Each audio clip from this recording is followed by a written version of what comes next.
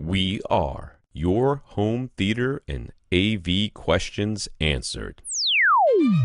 This is AV Rant. Want your home theater or AV question answered by Tom and Rob? Send it to question@avrant.com. Welcome to another edition of AV Rant. I'm Tom Andrew, and I'm here with Rob H. This is AV Rant. It's your home theater and AV questions answered. We're recording on a Tuesday once again, and it's my fault this week because I got a Switch. I got a Nintendo Switch. Oh, so what are you playing? Smash Ultimate. It's the only game I have right now. Yeah, I guess that's what everybody's playing these days. It is. There it is. I have a hard time tracking that game. I've seen people playing it on Twitch, and I'm like, oh, I am terrible. I keep losing the character that I think I'm watching. So I am. It's a little busy for my taste.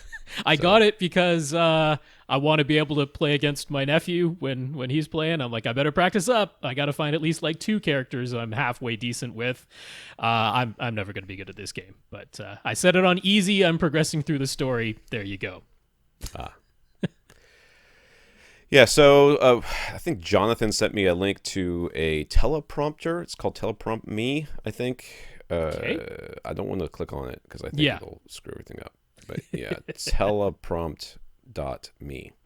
And it's an automatic teleprompter thing. You jump the text into it, and it puts it up there. And then as you read it, it will go away. Sure. Or it'll scroll for you, which is usually teleprompters. You have somebody operating it with a scroll wheel, just basically scrolling down as you're reading, and they're supposed to keep up with you. Well, this thing's supposed to do it automatically. So I'm like, that might be good for this because it makes the text real big, and except for when you need to scroll back to like see a distance or something. Right. So we're gonna see. I'm gonna try it. I decided what I would do is I would stop recording in this hot home theater and go out in the main room and record out there. So I got I've been setting up since 9 a.m. It's almost 11 o'clock. I've been setting up since 9. It's a little bit before 9. And I got everything set up there. I got the OBS downloaded onto the desktop. I got the camera working. I got the angles right. I got a background set up. I turned everything on, and I'm blue. I'm like so super blue, and I couldn't figure it out. And I'm like, I got no time. So moved everything back in here. So that's why we're recording late, and that's why we might not be going as long as normal. Sorry, Rob. Get over it. I don't care that we have 22 questions. It's fine. In fact, we have more. I didn't even fill in the extras that were beyond 22. I'm like, we're not getting past 22. It's fine. We will get to you people. Do not worry. We'll get to you. Oh, I wore my AV Rant shirt to a gym, to my climbing gym, and somebody asked me about it. And I wasn't intentionally rude to the dude, but I think I might have been a little rude to that dude. So I'm sorry if I was rude to you, because I wasn't trying to be. I was just a little distracted, and I'm not used to people asking me about the podcast. Yeah. He seemed incredulous that there was such a thing as an AV podcast. I'm like, well, we're not the only one. Literally podcasts about everything these days. There sure are. If you're listening, Jim Guy, thanks for listening. I'm sorry I was rude to you. Seems a little unlikely, but anyway, there it is. Messages out there. He said he was going to take a listen. All right. This is AV Rant, the podcast that answers your home theater and AV questions. It gets questions answered. All you have to do is ask by emailing us at question@avrant.com. You go to www.avrant.com. Leave us a comment there. Facebook.com/AVRant podcast. YouTube.com/AVRant, where we will ignore your comments. We don't ignore them. That sounds. I think we're oblivious to them would be more accurate. Well, I actively get rid of some, so that's how things happen over at YouTube. There, I don't keep it clean. There's people over there that are mad at us. I haven't even seen the comments. Maybe get rid of them. They're just angry at the world, man. It's not. I don't think it's us in particular. Yeah. Anyways. Yep. All right. You can contact us directly. Rob at avrant.com. His Twitter's @FirstReflect. I'm Tom at avrant.com. My Twitter's @avrant_Tom. All right. Let's thank our listeners of the week. Become a listener of the week. All you have to do is support the podcast in some way. One of the ways you can do that is by going to www.avrant.com and clicking the Buy Us a Cup of Coffee link, where you can leave us a PayPal donation. So if you have a PayPal account or a credit card, PayPal will take care of you there. We want to thank Joseph for doing that this week. You are our listener of the week. Yeah, Joseph, thank you very much for that donation. Appreciate If you'd like to, you can also go to patreon.com. Patreon is a service where you can sign up for a monthly draw from your bank account to split amongst whichever content creators you deem worthy. And if you choose us, we will gladly mention you if you let us know that you are one of our patrons. So we have 79 patrons, up from 76 that last week. And our newest one, or maybe not the newest one, but the guy who mentioned himself as being a patron was Tapan? Tapan? Yeah, I think it's Tapan. It's like an Indian name as far as I know, but whatever. We're probably both mispronouncing your name. We apologize, but thank you for being a patron, and thank you to our 78 other patrons as well over at patreon.com/AVRantPodcast if you'd like to sign up for an automatic monthly donation. That's right. All right. If you can't support the podcast financially, feel free to support us in some other way. Just let us know what it is. I'm going to start with Brian, who bought a Denon X3400H from Accessories for Less, and let them know it was because of us. And Luke, I guess we made some suggestions for subwoofers and on-wall speakers to make a 2.1 setup to replace Luke's Klipsch soundbar in his 36 bajillion cubic feet wide open living room.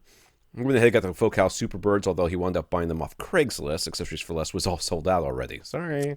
Yeah, well, yeah, I gave the warning that, they're low on stock, but yep, he managed to find them, so that's good. So he went with the SVS PC-2000 since it looks a little nicer and takes up a lot less floor space than the other monstrous boxes we suggested. They all were big. They're 15 or 18 inches in boxes. Them's big. And he made sure to tell SVS it was our recommendation and says thanks to us again. And so thank you, Luke and Brian. I guess also Jonathan for probably messing up this podcast as I try to use this teleprompter thing. Yeah, Brian, Luke, Jonathan as well. Thank you very much for supporting the podcast. I actually have to scroll down on the teleprompter because I have messed it up. There you go. So, some news from CES 2019. It's not doing the thing. There you go. If I say 2019, there it goes. Okay, so Panasonic announced the first official TV model that supports both HDR10 Plus and Dolby Vision, the GZ 2000 OLED. Yep. There's no way it's going to know what that is. Vizio's TV lineup for... Nope, this is not going to work. It's not scrolling. You still have the Google Doc. That'll scroll. I know. Vizio, let me see if I can do it this way. Vizio's TV lineup for 2019 replaces the East. Nope, it's just frozen. Okay, bye-bye. Okay. Closing that. Yep. I tried. Success. Somehow, it doesn't keep the whatever. Oh, yeah, this is not going to work.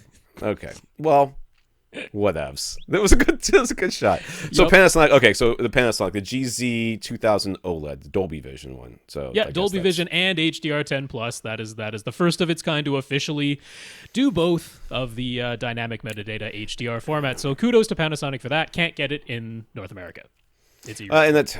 I mean, everybody gets all like, "Well, it doesn't do this, doesn't do that." I'm like, dude, wait 6 months. Everything will do everything in 6 months. These things just take a while to get implemented. It happens with every new technology as it comes out. It does kind of mean, though, Samsung is the only holdout not doing Dolby Vision. Yeah. Everybody else is now. Yeah, Samsung's got whatever they got. So Vizio's TV lineup for 2019 replaces the E series with the V series, basically moves last year's P series specs down to the M series while adding quantum dots for expanded color. And the P series is now called, the P Quantum. Mm-hmm. For all models, while the new P Quantum X yup, they had to X put an X series becomes a new flagship with 2900 nits peak light output for just a second before they dim it back down again anyways. Yeah, okay, so E series There's no more E series. It's gone. So now it's the low end is V. That's right. And then there's M series. M, which has the same specs as the P from before. From last year. Yeah, now the from P 2018. is the P Quantum. That's right. And then there's a one above that called the P Quantum X. That's correct. You got it. That's what they've done. Quantum dots everywhere, everything brighter, more local dimming zones. That's that. All right, TCL showed off displays using mini LED backlights that allow for upwards of 1,000 local dimming zones. I was at a restaurant, and they had TV. It was outside restaurant. They had TVs like mounted underneath the bar area, so they were covered, but it was still outside. Mm-hmm. I swear I could see the backlights on them. Oh, probably. You could see like there was like 9 dots. Well, especially if you're a little off axis. It's very easy to see the backlights usually on LCDs if you're a little off axis. Yeah. So. I don't know how off access that was, but yeah. Yep. So 1,000 local dimming zones is nice, I guess. So these are, I mean, they're just smaller LEDs. So of course, we've been talking about micro LED, which is that each individual subpixel, red, green, and blue, is its own teeny tiny little micro LED. This is not that. These are mini LEDs, not micro LEDs. These are just smaller LEDs, but it still means you can put more of them versus traditional LEDs in your backlight. So now they can have like 1,000 local dimming zones. That's what TCL was bringing to the show. I just had somebody contact me about. First, they contacted me about a streaming stick because they were using the Wii and that's dying or whatever, not supported anymore. So they got a Roku stick, and then they went and bought a new TV. So they got a TCL. I'm like, well, you don't need that stick anymore. That's got Roku built in there. Yeah. It's got the whole thing. All right, Hisense showed some dual modulation LCD TVs. It's a regular 4K LCD display with an LED backlight. But there's a second 1080p black and white only LCD sandwiched in between that basically creates 2 million local dimming zones. So basically they put a black and white TV in front of a normal TV, and then they dim out they use the black parts of the black and white to basically control the light. That's like your local dimming is a full 1080p LCD panel, which kind of makes a lot of sense, doesn't it? Like, why not just have that modulate what is essentially your backlight, and then you put the regular color panel in front of it? Seems like it's double the chance for something to fail, basically. Yep, and requires more power. Well, yeah, and it's expensive, I would think, that having 2 LCD panels instead of one inside there. So. Panasonic actually had a prototype of this idea back in 2016, but it's taken till now to make something that they could actually sell. It was still a prototype at CES from Hisense, but hey, they did it. It's a cool idea. HDMI 2.1 gave the official name of ultra high-speed cables for the new 48 gigabits per second cable spec, and HDMI.org posted a handy chart to let you see how much bandwidth is required at different resolutions, frame rates, bit rates, and chroma subsampling. So, yeah. Yep. Yeah. Sometimes people want to know how much does it actually take. So now we've got the names, right? We've got standard speed HDMI cables. Those are good up until, 1080p, I guess. Yeah. And then you got high speed, which is what we had before. Right. That's up to 10.2 gigabits per second. Yeah. Then you got premium high speed. That's up to 18 gigabits per second. And now you have ultra high speed. That's your 48 gigabits per second cable. And the next one's going to be Ultra X high speed, right? Ultra X, lowercase I, Ultra X. That wouldn't shock me if they found a way to shimmy an X in there somewhere. They like their X's. Do you think people have to, whenever they name something with the X, they have to give Emotiva some sort of kickback? You think Emotiva has some way of... You would think after the XFL, no one would put X in anything anymore but yeah. Remember the XFL? That was great. I do. I was in Los Angeles at the time. That was fantastic. That was like, what if you took made-up wrestling drama and shoehorned it into the NFL? I'm like, we've got that. It's called Little League. That's what we've got. That's what it is. Okay, Ryan. This comes from Ryan. The Chromecast audio has been discontinued. Google says they'll continue to support it, but going forward, they're focusing on smart speakers like the Google Home Mini. I gotta be honest. If you didn't see this coming, you're a crazy person. When that product was released, I was like, "Wait, what?" I mean, I got it. It does have a niche, but it'd be nice if they just gave the Chromecast it like an optical audio output, instead of only being HDMI. Because the reason people liked the Chromecast audio so much is if you had a pair of powered speakers, you could just plug them in. It just had an audio jack. So I'm like, just give something that you make an audio jack. That's all you need to do, and then you don't really need the dedicated Chromecast audio. But whatever, they're like, buy a smart speaker of ours anyway. Nobody cares about sound, just buy a smart speaker. That's their solution. Yeah, but it works out well for them. The profits are much higher. Probably. From Nathan, Trinov made the first official announcement of DTS X Pro. Until now, DTS X has been limited to using 11 speakers plus a subwoofer channel. DTS X Pro expands that to as many as 32 speakers, and the Trinov Altitude is the first processor to officially support it. So, well, that makes sense. It's Atmos now. Yeah. Hey, Atmos. There you go. They caught up. Good for you, DTS. I was about to make fun of them for not adding an X instead of just using Pro, but DTS they already have an X. They should call it XDTSX or DTS X squared. That'd be awesome. Yep. All right, some comments. Tom, not me, different Tom. Let us know that automatic color space switching has come to the NVIDIA Shield with the latest update. It isn't easily accessible from the user settings. You have to put the Shield into developer mode. To do that, go into the settings and select About, and highlight Build. This sounds just like my phone. Click on Build several times. It is just like, it's an Android, right? It's Android, yeah. Okay, yeah. So this is just like my phone. Click on Build several times, and you will see a countdown saying X more clicks to become a developer. Keep on clicking, and you'll eventually say you're a developer now. Go back to the settings and scroll down to preferences. There will now be a section called Developer Options. There's a ton of stuff in the Developer Options. Probably don't press any of them. Probably not a great idea to play around with that. Yeah. No. But only one thing under an HDMI section. It's called Colorimetry. Enable that. Do a reset of the Shield, and that will automatically switch between Rec 709 and Rec 2020 depending on the content. Wow, that's convenient. Well, this was like the last thing we were basically waiting on because it does automatic frame rate switching already. Right. It automatically switches between SDR and HDR. Doesn't do Dolby Vision, but if you have an NVIDIA Shield and you haven't paused this podcast to go do what we just said, you should pause right now. We'll wait. We'll be fine. But the thing it didn't do was automatically switch between Rec 709 and Rec 2020. If you put it into Rec 2020 mode, which it'll do automatically if you're plugging it into a TV that supports Rec 2020, then everything came out as Rec 2020 now.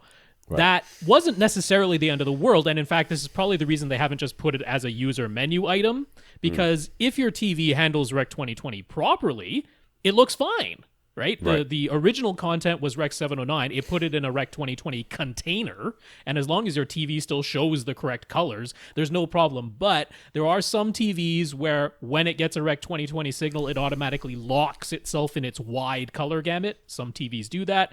Or if you've set it to RGB output or YCC 444 output. Sometimes TVs get a whole bunch of terrible color banding when it's set like that. So this is a thing that allows it to just automatically switch, and it does it very seamlessly. I didn't even notice any like little blanking blips or anything. It did it very smoothly when I tried it out. So nice. There it is. And yeah, I didn't know about that. So thanks very much to Tom for the heads up, because that's great news. It makes the NVIDIA Shield even that much better. Now you can press info on your display and be like, oh, everything's exactly as it should be.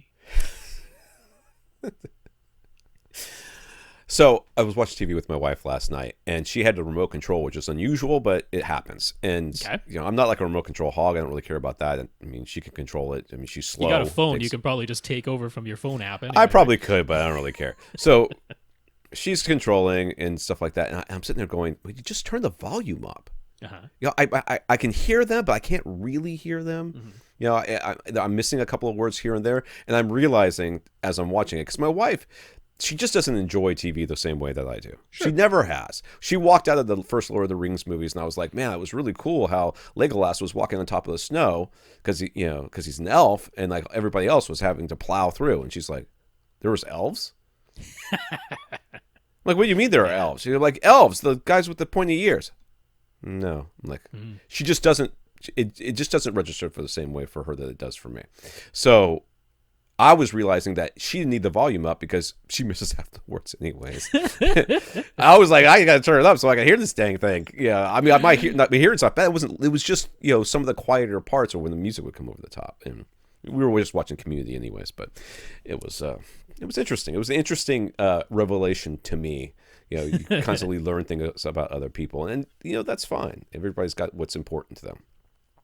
My wife, on the other hand, can go walk into a room full of people, and when she walks out, not only will she know everybody, but she'll have like some sort of genealogy in her head that she can recall 5 years later when she randomly runs into somebody. That's right. I can't remember your name 7 seconds after you tell it to me. So, yeah. There you go. It's exactly that thing when some people ask, like, how can you remember all this stuff about home theater and model numbers and all this stuff and what came out in what year? I'm like, that's the thing I remember. You definitely remember some stuff I don't remember. So That's right. That's right. We can compliment each other. That's how that goes. All right, here we go with the questions. Mark wrote us a while back to get various advice about his 18 by 21 by 9 foot theater room that was already intended to be a theater when he bought the house. His wife's one rule was that no wires could be visible, so he installed all of the speakers in the ceiling. Yep. When he talked to GIC about acoustic treatments, they recommended roughly $2,000 worth of panels that go on all four walls and up 2 vertical corners. And when he asked us about it, we were largely in agreement. Mm-hmm. But now he's struggling to pull the trigger on that purchase with roughly 1,500 square feet of wall, ceilings, and floor surface, minus roughly 375 square feet for his fully carpeted floor. How much of his wall surface should actually be covered with absorptive panels? Okay, so yeah, $2,000 is a lot of money, and I hear you. Yes.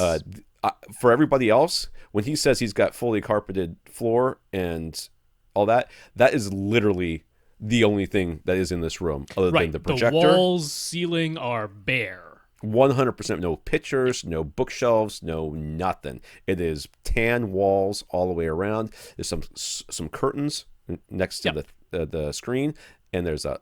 Is that a phone on the wall? It looks like there's a phone on the wall. Yeah. Like with the cord and everything. I mean, it's like probably used for like intercom or something. Oh, I'm sure. It's fine. I mean, but that's literally the only thing in this room. So, yes, $2,000 does seem like a hefty sum. Can you knock that down? Yeah.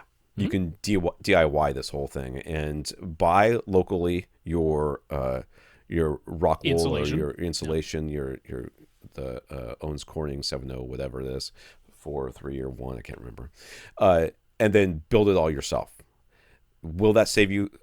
I'm gonna say it's gonna save you half. Might save you more than half. I mean, it's going to be pretty close. Because there's shipping there too, so if you're just picking it up yourself, that actually saves a lot of money not having to ship it. Right. I mean, it could save you more than half. Now, will it look as good? Well, the first one won't. By the end, you'll probably get pretty good at it. So it's not as, depending on what tools and how handy you are and stuff like that, it's not as hard as you think it is. And not only that, 90% of the time people can be in this room, it's going to be just about pitch black. So whatever you put on the walls is going to be fine. I mean, you can even get fabric that basically matches the wall color you already have if that's what you want to do. I usually like to go contrasting, you know, but some people just want it to blend in so they barely even see it, so that can be done too. But how much does he need? Well, I usually go by a rule of about 30% of the total surface area should probably be absorptive. That generally sounds quite good, leaving about 70% reflective and or diffusive, and making about 30% of the total surface area absorptive. So that's about 500 square feet in his case. Subtracting the 375 square feet for his fully carpeted floor, that still leaves 125 square feet of panels, which if you put it in terms of 2 foot by 4 foot panels, that's between 15 or 16 panels. So if you're going with an even number, it'd be about 16 panels. Now, if we go with what GIC had recommended, I think they recommended 18 panels total, like including the corner bass traps. Right. So we're not far off from what they recommended, and we're also right in the realm of what we recommended the last time we spoke. So nothing has really changed in terms of the number of panels we'd recommend and where to put them. We're still saying some corner bass trapping on your side walls at their first reflection points, definitely behind your seat. For sure, behind your seats on the back wall. Yeah. Nothing has really changed. Yeah. So lastly, he asked, what are the pros and cons of DIY panels versus buying panels from GIC? If he goes DIY, he'd rather not build frames. Yeah, well, you got a problem there, buddy. So he could just buy insulation, maybe harden the edges with some resin, wrap them in fabric, and hang them. Glenn from GIC suggested that if he's not gonna have frames, he should use the Owens Corning 705. Dang, I was so close. Which is more rigid, but also much more expensive than the 703. What do we think? I think you should just get. I mean, dude, I built frames. Okay, and when you can build really simple frames. Now, I mean, let me tell you how I built the frames, because this is how at the time I had never done anything. I actually had to buy tools to do this. This is how bad it was. I didn't miter in the edges and do anything like that. Basically, what I did is I got 2x4s. First of all, when you buy the 2x4s, you went 2x4s. Oh, no, 1x4, sorry. 1x4s, yeah. Yeah, 1x4s. And basically, when I bought them, do yourself a favor. I did not do this. Check them for plumb. You know, and if you've never done this before, basically just hold the hold the thing up and look down the edge of it, and you'll see if it has a twist. Yeah, if it has a twist, look down at lengthwise. Lengthwise, right? We do this for guitars too. That's where I learned how to do it. Was looking at the guitar necks. But you check it for plumb before you buy it, because believe me, this is not worth it if you don't. But basically, what I did is I got the pieces of 2 foot by 4 foot insulation. Right? Okay. I put one piece, right next to it, and then marked off where the edge was. Mm-hmm. I cut it with a handsaw. This is how, right? Yeah. Cut it with a handsaw, then put pieces at the edge that kind of sandwiched it in on the two smaller edges that sandwiched is. Marked the edge of the insulation there, cut those pieces, and then did another one across the. Then I connected all that. So basically, you have to pre-drill holes. It's the easiest way to do it. Get some wood screws. So pre-drill the holes. Screw in one screw, pre-drill the second hole, screw in the second screw. If it's not perfect, it doesn't matter. You're going to wrap it. Cover it in fabric anyway. Yeah. Right. So you go around. Once you've got your 3 sides, you get those kind of snug together so that the insulation is sort of sandwiched in there and held in place. You get that. The fourth piece, you put it right to the edge of that one piece of wood, and you mark it on the other piece of wood. You cut it, and you once again you attach it, and now you've made a frame. Is it got a pretty corner? No. Nope. Will it necessarily be 100% perfectly square? Probably not. But you're going to take speaker grill cloth. You're going to wrap this thing in that speaker grill cloth, and you're going to use a staple gun just to staple the insulation to the back of it. If all you had was raw insulation, how do you even put the fabric on it? Like what do you? They do that. That's what the geek people do. And if you look at all the panels from everybody else, they all make frame. They all make a frame. Not all of them. No. Like what's the big company? The one that like Oralex? Oralex, their panels are not framed. They do foam though. But they also have some of their insulation ones. They put resin around, basically some sort of resin around. I don't know how they do it because they also miter it. Yeah. So they make it look pretty, and then they glue. I think they glue the fabric to it. It would have to, I would think. Yeah. So it becomes a thing. So once you're done with this frame, then all you need is picture hanging kits. Exactly. It's it's easier to hang. It's easier to wrap in fabric. It's easier, and it's less expensive because you don't have to get the harder insulation. You get the wire. You get 2 little eyelets, which you can screw in by hand usually. Yeah. You tie the wire, and there's a 1,000 videos online that'll help you do that. And then I hung panels, and I hung 2x4 panels with I don't remember how much insulation. 2 foot by 4 foot, you mean? Yeah. 2 foot by 4 foot, yeah. But I think there's at least 2 inches of insulation. There might be 4 inches of insulation in there. As I got the little things that you poke through the wall that look like a comma. Okay.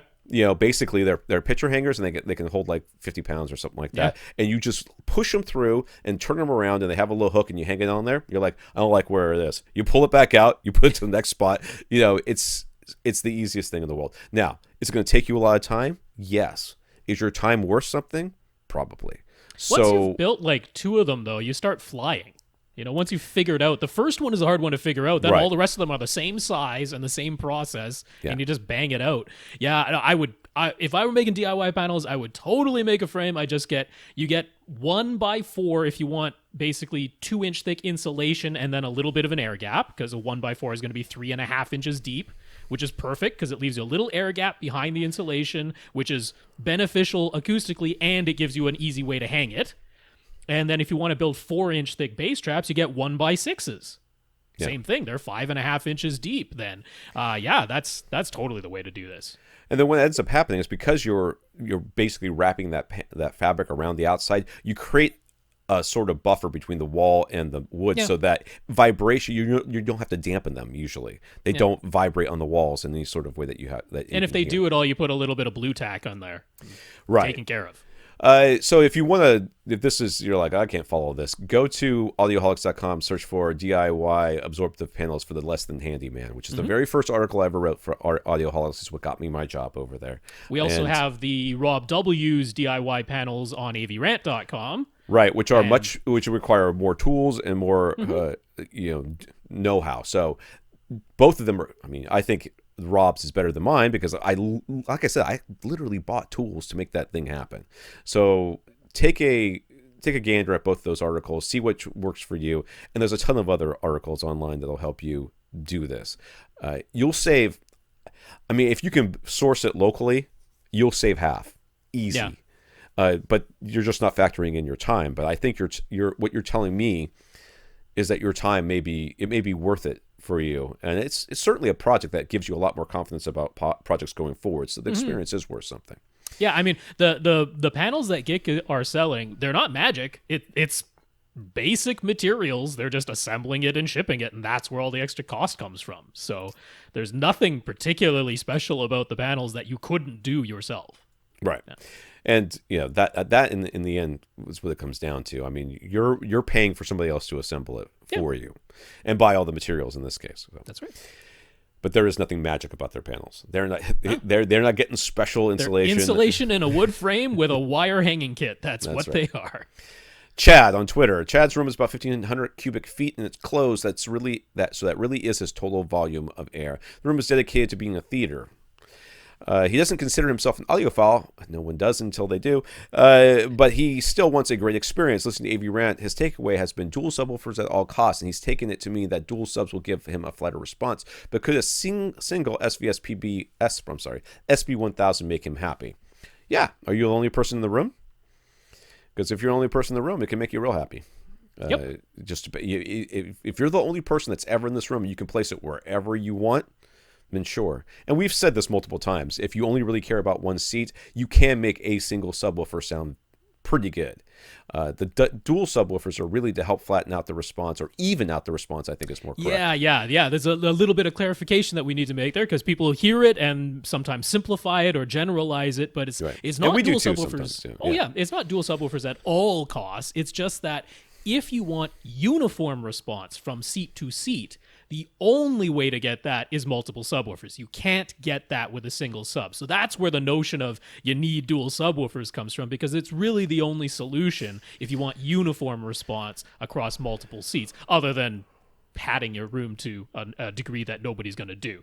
Yeah. What uniformity does is it allows your room correction system, whatever that might be, to even out or flatten out the bass response across all those seats. But if you're the only person in the room and there's only one seat you care about, then at that point, what you need to do is place that sub someplace in the room so that you're not getting a huge suck out at your seat. Dip. Yeah. You want to make sure that you can play a bass sweep without hearing a huge dip at some point. It's okay if it's not like linear when you first play it, as long as there's no huge dip in the bass sweep, because then you can equalize it. That equalization will only apply to that one seat when you only have one sub. You move over to the next seat next to you, and you might have totally different response when you've only got one sub in the room. But if you only care about the one seat, who cares? That one seat, you can make it sound good. From outside the theater, certain notes may go absolutely resonate like crazy. They might. Yeah, they might go absolutely crazy out there because it's being boosted or there's something being done to it that causes that to happen. So that may not be the case with dual subs. So for 1,500 cubic feet, an SB-1000 is fine. Oh yeah, 1,500 cubic feet is a small room. Yeah. So output wise, extension wise, you're going to get room gain in an enclosed 1,500 cubic foot room for sure.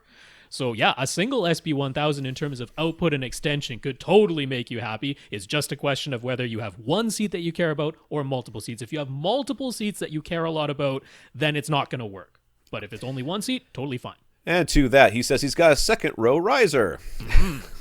He's toyed with the idea of sticking 2 DIY subwoofer drivers into that riser. What are our thoughts on that approach? I hate it.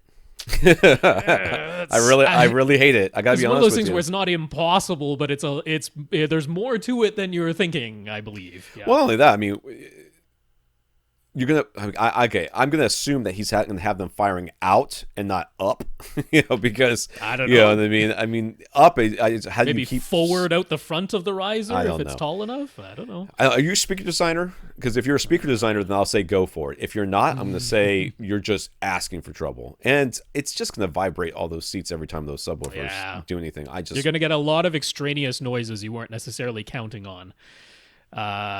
I'm not in favor of that idea. No, I'm not either. No, I'm not. So lastly, he asked, could the single SB-1000 pressurize his room? He isn't even sure he'd recognize what that means. The answer is yes, and the recognizing it is you will feel the bass. Not just hear it, you will feel it. Well, in particular, really, really low stuff that you've likely never noticed before. Right.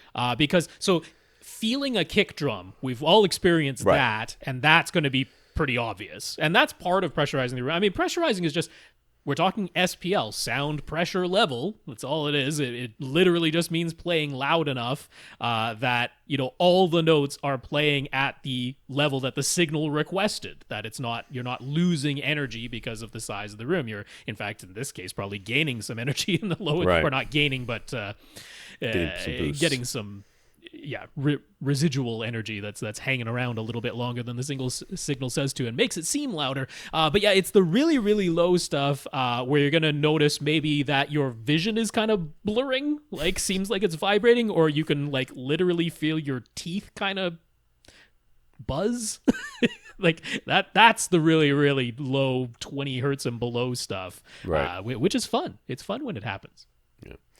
All right, John. John says he's become the go-to guy amongst his friends and family for tech stuff, but pretty much anytime he makes a recommendation, they don't want to spend that much. Yeah, we know. Case in point, his brother-in-law now wants a subwoofer after John recommended it, but he doesn't want to spend more than $200. So just tell him he doesn't want a subwoofer, and that's fine. John already made recommendations for the TCL6 Series TV, which was purchased on sale, and the Purion Intimus speakers, which were found on Craigslist. Those were big hits, but now he's struggling to find a subwoofer newer used though, with a $200 budget, and be able to contend with a 20-foot by 12-foot by 8-foot room that is open to a hallway. Because it doesn't exist. It's the open to the hallway part. That the $200 does not exist. He's considered the Monoprice 9723 that is recommended by Brent Butterworth as his best budget subwoofer. I'm not going to cut it though. He's keenly aware that his brother-in-law and his family don't want a huge box, and the 9723 is pretty big. Mm-hmm. Then the other options he's overlooking. He knows we jumped straight to SVS PC-2000, but that's too expensive and too big. And the other suggestions, maybe two of the Monoprice premium select 8-inch models for $1,000 each. $100 each. I'm sorry, $100 each. He's looking for $200 total. Right. Yeah. Don't get the little 8-inchers. That's not gonna do it. Not only will not do anything, they're just gonna fart out a bunch of noise that they're gonna distort. I mean, maybe they won't, but they probably will. Let's be honest. That 9723, I mean, as much as I respect Brent Butterworth, and I mean, yeah, if you only got $100 to spend, there are certainly worse $100 subs. I'm not saying that. It's just, I wouldn't be happy with that one. I mean, it's remarkably large and fairly capable for $100. It is impressive. I'm not saying that. It's just, it's not great. It's not a great subwoofer. It's just, I have difficulty with that one. Firstt of all, I mean, it's not a reasonable budget. I mean, I'm going to start off with that. It's not a reasonable budget. I mean, it's like asking somebody to find you a $20,000 Ferrari. I'm like, I mean, it's theoretically possible that the old wives' tale of, or maybe the not so old wives' tale of somebody's about to be ex-wife trying to sell all her husband's expensive stuff for nothing on Craigslist. Yeah, I mean, it could happen to you, but that's the kind of deal you're looking for. That pie in the sky never really happens deal that you're looking for $200 for this. I mean, I would probably point you to, and this is not going to help you, but I would probably point you to one of those DIY solutions from, was it Dayton? Yep. Yeah. Those would be the ones that would give you the most cost, the most performance for the lowest cost. They're also going to be big.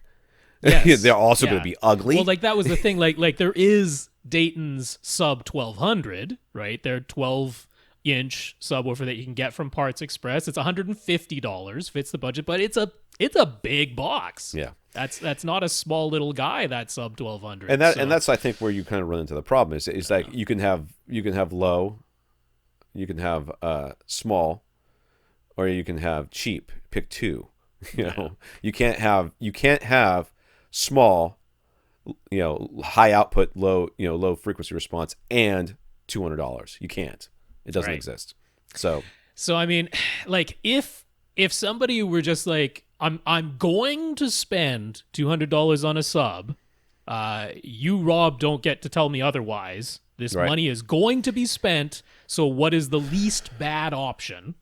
I would probably point you to like BIC's What is this one called? It's the something 12 now. What a Formula F12. That's BIC's current little 12-inch one.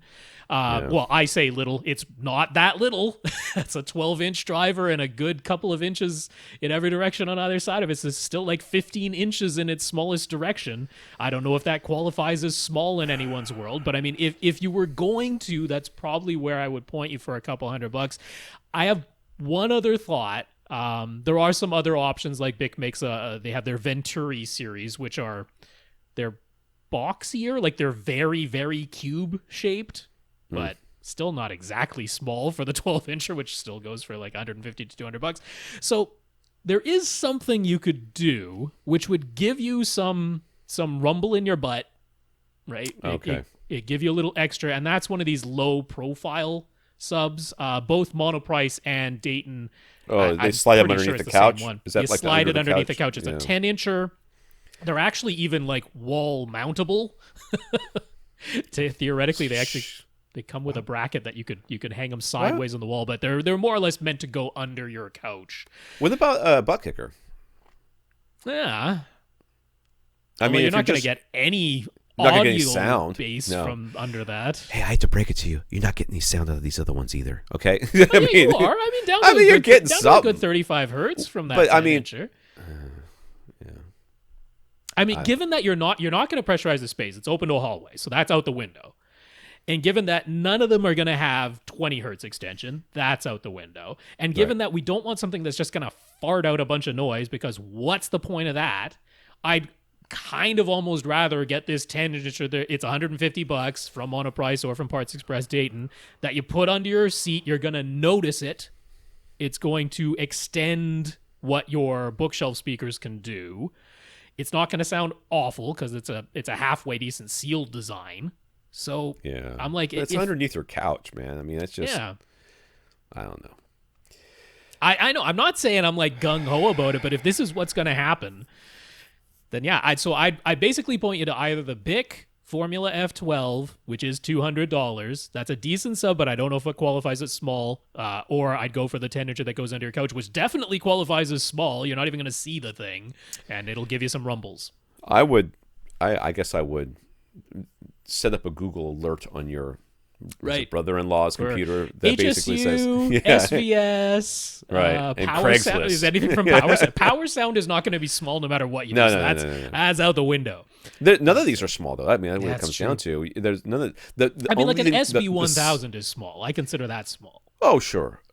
But you could either do specific models or you could do like the cylinders. The cylinders are small. They're footprint. Footprint. Nobody consider when people see the cylinder, nobody calls that small. It's just different. It's a different shape that doesn't take up a lot of floor space. Yeah. All right, Damien on Twitter. Many speaker brands offer multiple sizes of center speakers within a single speaker series. If your front, left, right speakers are the bookshelf models, it's okay to use the largest center model from that same series. In general, yes, 100%. Yeah, for sure. I mean, it's not going to hurt anything.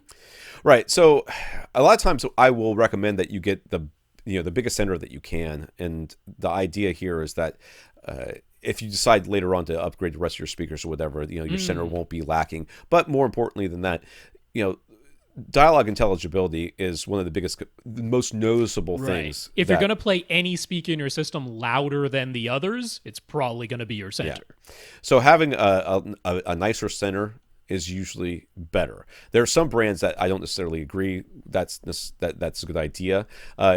Like Axiom has different centers, but that's just because their center speakers are terrible designs, except for one. They have one decently designed center speaker. So, but most speaker manufacturers, especially within the same series, they're all vocal matched for each other. Right. Their timbre match is supposed to be pretty uniform across the series. It's mostly just an output and a loudness difference between the different sizes. So 100%. I mean, a lot of times there's kind of like one model that basically looks like a bookshelf speaker turned sideways. Maybe they add a second woofer to it to make it look symmetrical. And then there's one that's basically the tower turned sideways with the drivers rearranged. That's often kind of what's going on. And so, you can tell which one output-wise is going to match which of the front, left, right speakers. But, I mean, as long as your bookshelf speakers have sufficient output, having a center that can play even louder is not usually a detriment. That's usually fine. All right, Alvin. Speaker grills or no speaker grills? Alvin got some Klipsch Icon VF35 speakers and the matching center and surrounds after reading my review on Audioholics. Well, that must be an old review, man. I haven't reviewed for that for a long time. I don't believe that series even exists anymore, the Icons. So supposedly their bottom grills covering the woofers are non-removable, but as Tom pointed out in his review, they're just held on with eye hooks, so it is possible to take them off. Some reviews, not mine, insist that removing speaker grill makes a difference and is necessary for critical listening, but Alvin couldn't hear any difference at all, so what's our take? There is a measurable difference when you have a speaker grill on versus off. That difference, in my opinion and most people's opinions, is not only inaudible, but most people don't even hear frequencies that high. So I am of the opinion that speaker grills on or off is a aesthetic choice and not a sonic one. I mean, it's not 100% of the time because there are some really poorly designed speaker grills where they literally have MDF or plastic going in front of the tweeter somehow. I've seen the ones like I think Monster made a speaker. It may have been Thiel or somebody like that had a speaker grill that was like little springs that were strung out between the full length of the thing, and they would vibrate and bump into each other, and that was like the first really clear-cut case that you had to take the speaker grills off because they were quite possibly the only speaker grills to ever make noise as you played your speakers. So yes. And there are some cases where something in the speaker grill is actually meant to be an integral part of the speaker. Like they use it as a waveguide essentially. Like Paradigm did that. They're not doing it so much anymore, but Paradigm would often say in their manuals, like, these are meant to be used with the speaker grills on because it's essentially acting as a waveguide for the tweeter in there. Or like PSB's Atmos speakers won't work without the grills on because all of the foam that blocks the sound from going forward instead of upward is built into the speaker grill, not into the cabinet of the speaker. So something like that, but they'll usually tell you in the manual if that's the case. Right. Tapan says he just came across our podcast and he wishes he had found us earlier. He's got a brand new basement home theater being built as we speak. Drywall is going up at the end of the month or in early February. It's an 18 by 31 foot room. The front wall is going to be the theater area. Front half is going to be the theater area, while the back half will be a bar and lounge area. He didn't think surround back speakers made sense with that layout, so he planned for a 5.2.4 Atmos setup. So the behind the theater will be the lounge and bar. Bar and lounge, yep. Okay. That's also where the entrance to the room is. A couple of double doors, but that's in the back half of the room behind where his seats are going to go. So he's got a projection screen. He's got... why does it say 3 surrounds? Oh, subs? Are those subs or surrounds? No, he's got so yeah, in the diagram that he gave, I'm not sure why it says Sir, but those are basically his front 3 speakers behind the acoustically transparent screen in the diagram that he's given, but he's got questions about more or less everything that he's planned out here. He wants to double check. All right, well, let's go with what he's got. He's got the acoustically, his seat is probably smack dab in the middle of the room. It looks like very, very close to smack dab in the middle of the room lengthwise, yes. Right, and he's sitting about 12 to 14 feet from the screen. Behind the screen, he's got his 3 speakers. He's got 2 subwoofers in the floor, flanking, it looks like, right underneath the ends of the projection screen. He's got just to the left and right of the projection screen is where he's temporarily put the plans for the 2 subwoofers. He's got surround speakers on his back wall just behind his couch. He's got Atmos speakers flanking his couch right above his head, and then another Atmos speaker probably right where his feet would be if he reclined. So yeah, the Atmos speakers seem very close together, at least according to the diagram. I'm not sure. I mean, it might not be 100% to scale, but yeah, so we don't really know. Looks pretty to scale. Looks pretty to scale. So he says he is cost conscious, but willing to spend a bit extra if it will really make a big difference. His plan is to have a false wall with a 130-inch acoustically transparent screen, all 3 front speakers behind the screen, and 2 subwoofers on either side of the screen, both up front. The seats, a single wide couch, would be about 10 feet from the screen and about 15 feet from the physical front wall. What are our thoughts in general on acoustically transparent screens versus regular screens? Is doing the false wall really worthwhile, or would putting the front left-right speakers on either side and at the center below a regular wall-mounted screen be just as good while being less expensive? Okay, so based on what we're seeing with this, your couch is about as wide as what the screen looks like. So your front 3 speakers behind the screen are going to be a little bit tight. That might not be the case. This might not be the scale. So I am, generally speaking, 100. I mean, I really don't care if acoustically transparent screens are fine. That's that's a short version. Putting speakers behind it looks, and gives you a nice clean look. I think it's very professional looking and stuff like that. So I think it can work very well. I've got no problems with you doing it. I just want to make sure that your speakers are wide enough that your seats are, every seat on your couch is in between your front left and right speakers. Right. But other than that, go for it. Yeah, I mean, the very next question coming up is like his planned screen size and his seating distance, and there I would make some very small adjustments, because I'm thinking it'd be nice, first of all, to not have your seat smack dab in the middle of the room lengthwise, which is pretty much where it is right now. I'm thinking if you give yourself a 12-foot distance from eyes to screen. Okay.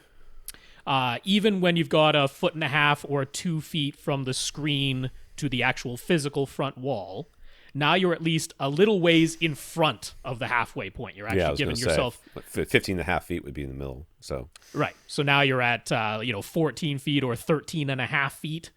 So you're just a little ways in front of the exact halfway point. Now that does a couple of things for you. First of all, it gets you out of the very middle of the room for acoustics purposes, but it also makes it so that you can have a nice 45-degree field of view, which is if you want your front left and right speakers to also be behind your screen as well as the center, then you pretty much want your screen to be at least 45 degrees wide in front of you, because that's how far apart your front left and right speakers should be at a minimum.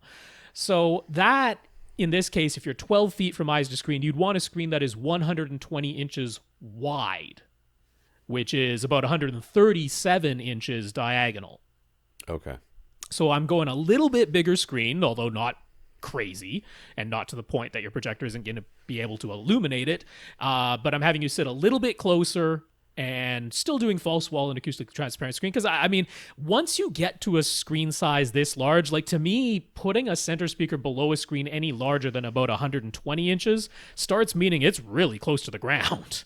Yeah. Just from the sheer size of the screen, if the center speaker can't go behind the screen, it has to go below it, you're starting to basically put it on the floor. So now that I'm talking about a 135, 137 inch screen, I'm like, yeah, it'd be real nice if it could be behind the screen, which is something you already planned for. So yeah, a few little adjustments there.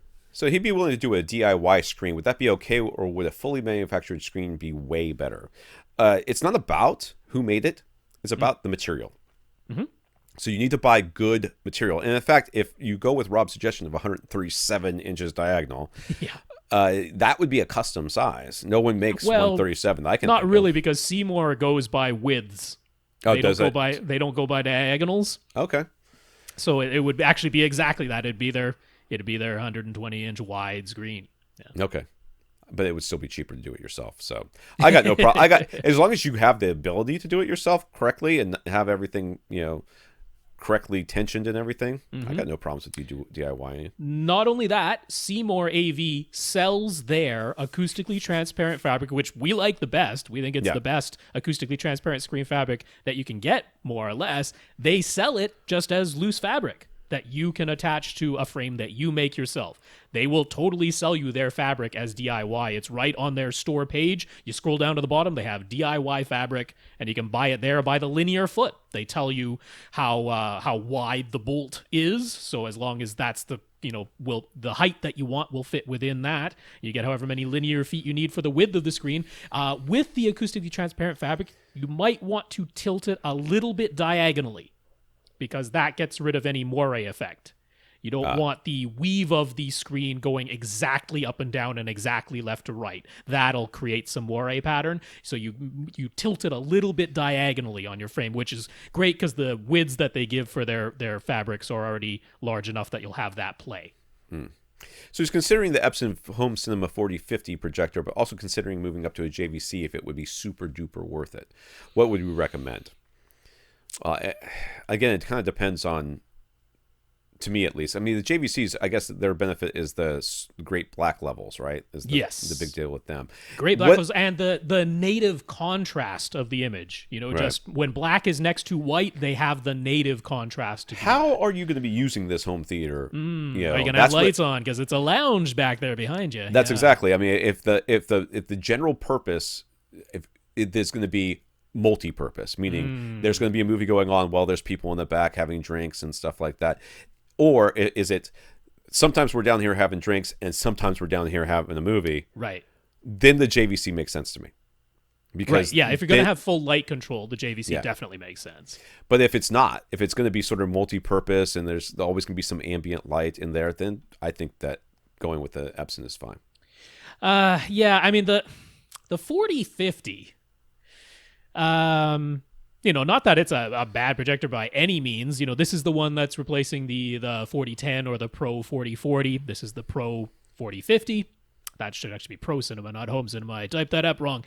But yeah, it doesn't do 4K at 60 hertz with HDR. It still has that limitation. Now, that probably doesn't matter for movies at all, but if you're doing any gaming, and I do believe he mentioned gaming in here, wouldn't necessarily be my top choice because you've got an Xbox One X. You're going to want to be able to do 4K at 60 with HDR, and the Pro Cinema 4050 cannot do that.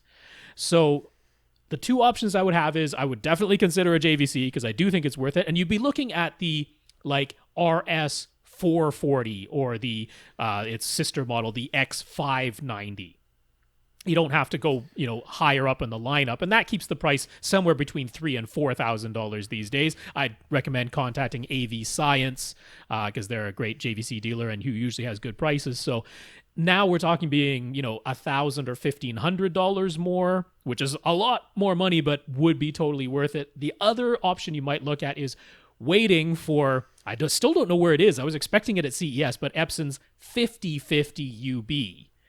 I'm waiting for that model to arrive. I don't know where it is because they announced it in Europe, the equivalent in Europe, but they haven't announced it for North America yet. So that one in Europe, the TW9400 in Europe, that one for sure does 4K 60 HDR and all that.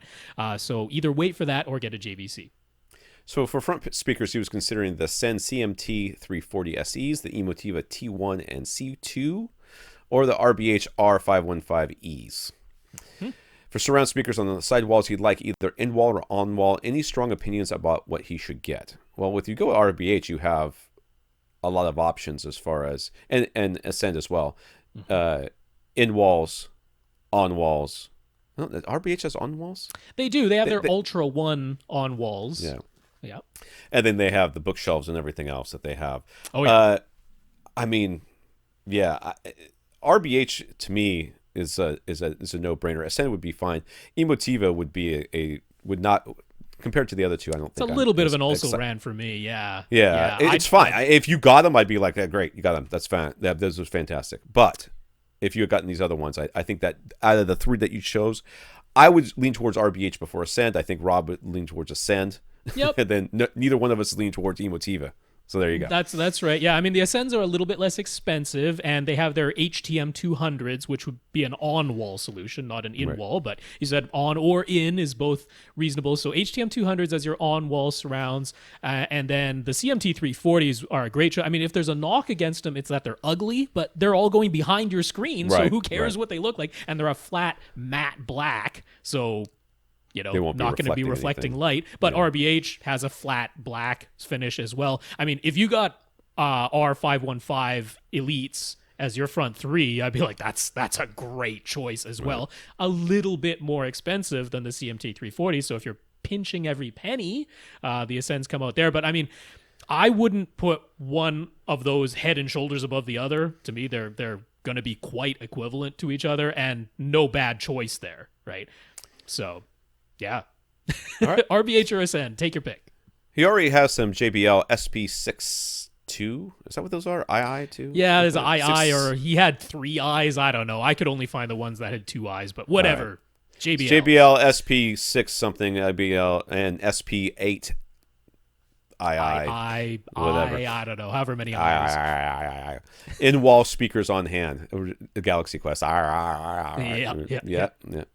He was going to use them somewhere else in the house for a whole home audio, but should he use a pair of those as his surrounds? I would more likely use them as Atmos speakers. I mean, than that. But in walls as Atmos. I don't know. I mean, why not? You could put them I up there. guess. I don't know what these things look like. He did say basement, didn't he? So he doesn't have to worry about code as far as backer boxes go. So yeah, that's true. That could be fine. Yeah. I mean, if you're doing the whole, I mean, it's.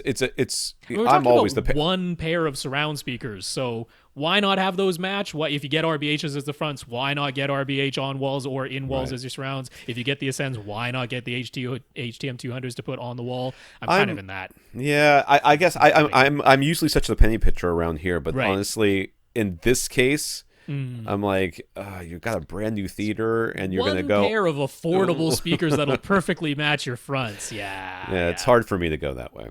So you could put them in the ceiling. That'd be all right. Yeah. See, he's got 2 pairs of them, right? So that would be he'd be done there. So he needs 2 pairs of in-ceiling speakers for Atmos. What should he get? In that case, I think you could use JBLs, or the ones we always recommend is which columns? The Aperion. Outdoor Speaker Depot. Outdoor Speaker Depot, yeah. I don't know. I mean, those are, in this case, they're a pretty significant different design from either the RBHs or the Ascends. So I'm kind of in favor of ponying up for the Aperions if you go with. Yeah, I don't know. They are Atmos speakers though, so who really cares? Yeah, I mean, it's just because this sounds like it's going to be a really nice basement. So I'm like, when you're talking $50 difference in the price, why not go for the really nice version? But it's true. If you want to just save that money, the Outdoor Speaker Depot ones would be the Ace 650s at this point. Yeah. Yep. I won't say no to that. So he's planning on getting 2 10-inch subwoofers of some kind: HSU VTF1, SVS PB-1000s. I don't think he understands how big that box is. Monoprice Monolith 10-inch or Emotiva S10. What we'd recommend? And this is a bigger room, though. 18 by 31. Yeah. First of all, let's talk about placement. Can we talk about placement, or has he got that question? I would get the piece. First of all, I would get the cylinders. Yep. I would have cylinders. You're willing to spend a bit more if it's worth it. This is where we're going to say it's worth it. It's worth it, yeah. I would place them not at the front of your room because it's not a good place for them. Yeah. But I would put them at the midpoint of your side walls, the 2 cylinders. I would put them right there. And then people ask you whether they are, they're planters or something. And this is yet another reason why moving your seat a little bit forward. Because in the diagram, he's got it at 14 feet from the screen and 15 and a half feet from the front wall, which is bang in the middle of the room. Now we're talking 12 feet from the screen, so we moved it 2 feet forward, which means if you put the 2 subwoofers bang in the middle of the room, this is along your 31-foot wall, so you put them at 15 and a half feet from the front and back on the what'll be your 2 side walls. Now they'll be just a little bit behind where your seats are. You'll still have a walkway because this is a nice wide 18-foot wide room.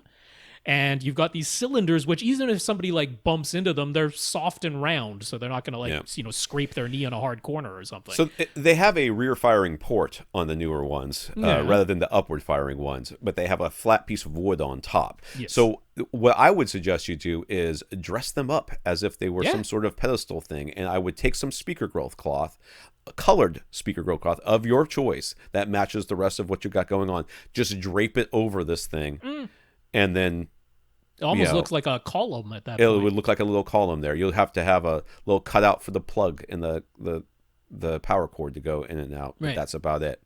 And then people could come over and put their drinks on top of it or whatever and wonder why their drinks are vibrating off. But that's just what happens. So we've had all these people who are like, I know 2000 series is enough for me, but should I get the 3000 series because it's new and sexy? And this is how rare is it for us on this podcast to actually be recommending a subwoofer upgrade for once. But in this case, the extra $500 to get dual PC-2000s. Right. Tom and I are going to agree we think is really worth it, and the form factor is going to work really nicely. And yes, we want you to change the placement and have them at the midpoints of the 2 side walls on either side of your couch up against the wall.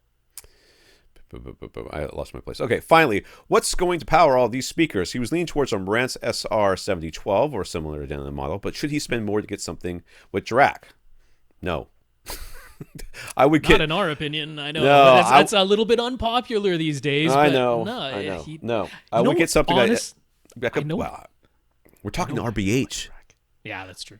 Yeah, we're talking RBH and we're talking 9 channels. This is something that was flagship only 5 years ago, and now it's like $500 price point at Accessories for Less. So, or $700 price point. 700, yeah. 7 or 800, yeah.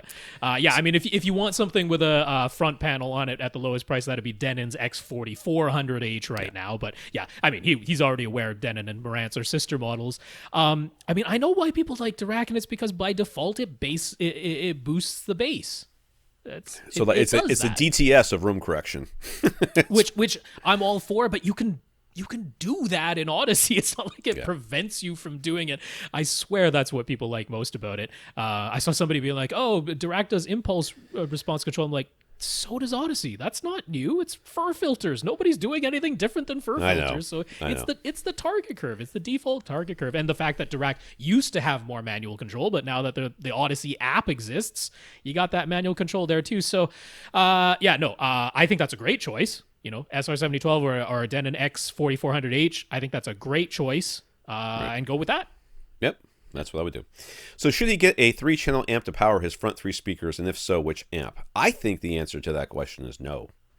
You're sitting now 12 feet away from speakers that 100% can be powered by this amplifier, by this receiver. Yeah. Now, that being said, if you really want to, we will suggest an amp for you, but I don't think that you really need it. So if you're looking to pitch pennies... because you're not doing 11 speakers, so you could actually power all 9 off of the receivers we just recommended. So this is the Christmas present for next year or the year after that. This is birthday or Father's Day or something like that. This is the add-on that you get, the toy that you get to add later. This is not what you buy because you need this to work for your home theater. Your home theater will work without this. Yeah, this is get it and try it, and then if you're like, my receiver's getting really hot because I like to crank it, then okay, all right. Now there's an argument for maybe getting, or like Tom says, maybe it's just a nice Christmas present that you give to yourself or get someone to give to you. Something like Outlaw's Model 5000 is a nice value. That Emotiva Bass X. Yeah, there you go. You get your chance to say it. But the A5175, it's out of stock right now. So the Model 5000 from Outlaw is pretty close to equivalent. That's a nice value. It's actually 5 channels, which you don't super duper need, but most of the 3-channel amps these days are more expensive because they're higher power, which you don't really need. So that's an option. Bastian, and he's from Germany. Bastian wrote us a while back asking which subwoofer or subwoofers to buy for his open concept living room, dining room / kitchen. It's all the same thing. This is Germany. They got small places, I guess. I don't know. While letting us know that the space behind his TV was where he'd like to put the sub, we recommend go with this SVS PC-2000 cylinder. And there's behind, he's got like a little, like very low to the ground, like boxy little entertainment unit. Mm-hmm. His TV's on top of that. He's got it looks like self-powered speakers on either side. Those are LS50. Yeah, I think they were the self-powered version, the LS50. And his couch is only a few feet away from this thing. I mean, it's real close. Everything's real tight. Yeah. And then behind that though, there's a window looks like maybe 3-4 feet behind the TV stand thingy. Yeah. And that's all filled with plants. Okay, that's the way it was. I don't know what it is now. A PC-2000 will just fit in there nice. You'll barely even notice it with the plants around it. So he says this is an apartment and they don't have the best soundproofing. One of their neighbors is a professional pianist and they can easily hear him whenever he plays. He's not. At least he's a professional, so it doesn't sound too bad, right? Except by learning the violin. Yeah, so no matter which subwoofer he gets, he won't be cranking it. But would a downward firing design like the PC-2000 be especially bad since the driver is pointed straight at the floor? Would a subwoofer the forward firing driver and port bother the downstairs neighbors less? And the answer is no. It does not matter what direction. Yeah, this is an unintuitive one, though, so I can see where you're coming from. Yeah, you would think, it's pushing the air right at the ground, therefore, whatever.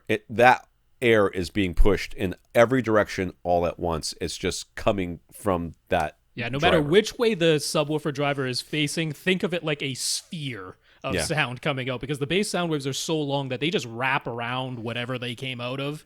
So you can really think of it just like a sphere. So it doesn't matter whether the driver is facing down for it. I mean, it's different if it's a tweeter, right? Tweeter's very directional. That matters which way you aim it. But subwoofer driver, you aim it any which way, which is why you can have, tower speakers that have woofers that are facing sideways, woofers that are facing backwards, woofers that are facing down, and yet it still works. And that's because it's essentially omnidirectional. It's like a sphere of sound. So honestly, there is a reason why some downward firing subs are known to be especially bad for transmitting sound to other apartments or other rooms of the house, and that's because a lot of them in any downward facing sub, there has to be a gap between the bottom of the cabinet and the floor because the driver is moving up and down. And usually what they do is they put spike feet on the bottom to create that gap. And it's the spike feet that couple that cabinet to the floor really effectively. Remember, pounds per square inch, and you just completely reduced the square inches into 4 teeny tiny little points.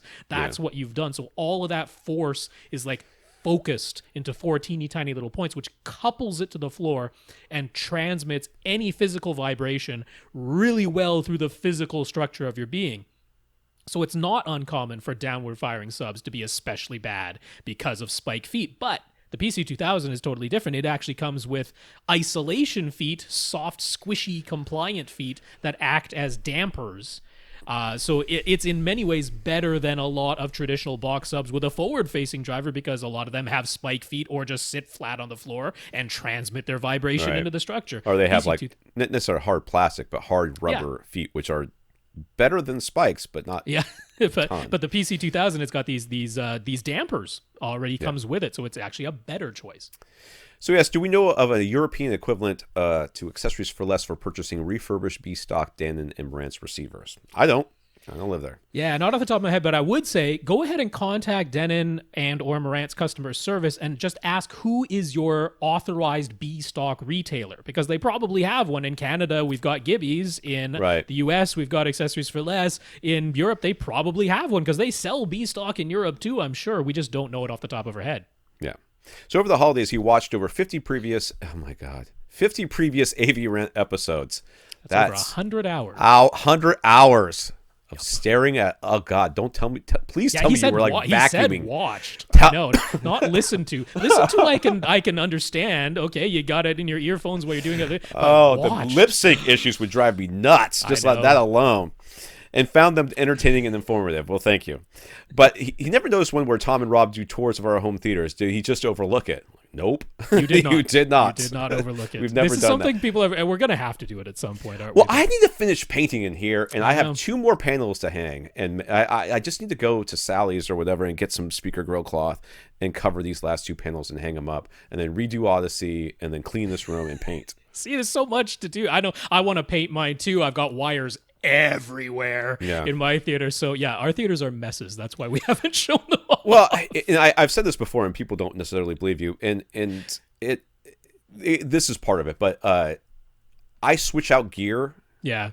You know, not as much as I used to. When I used to work for Audioholics, it was all the time, and people are like, "Oh, take a picture of your system." Like, dude, my wire management is a nightmare.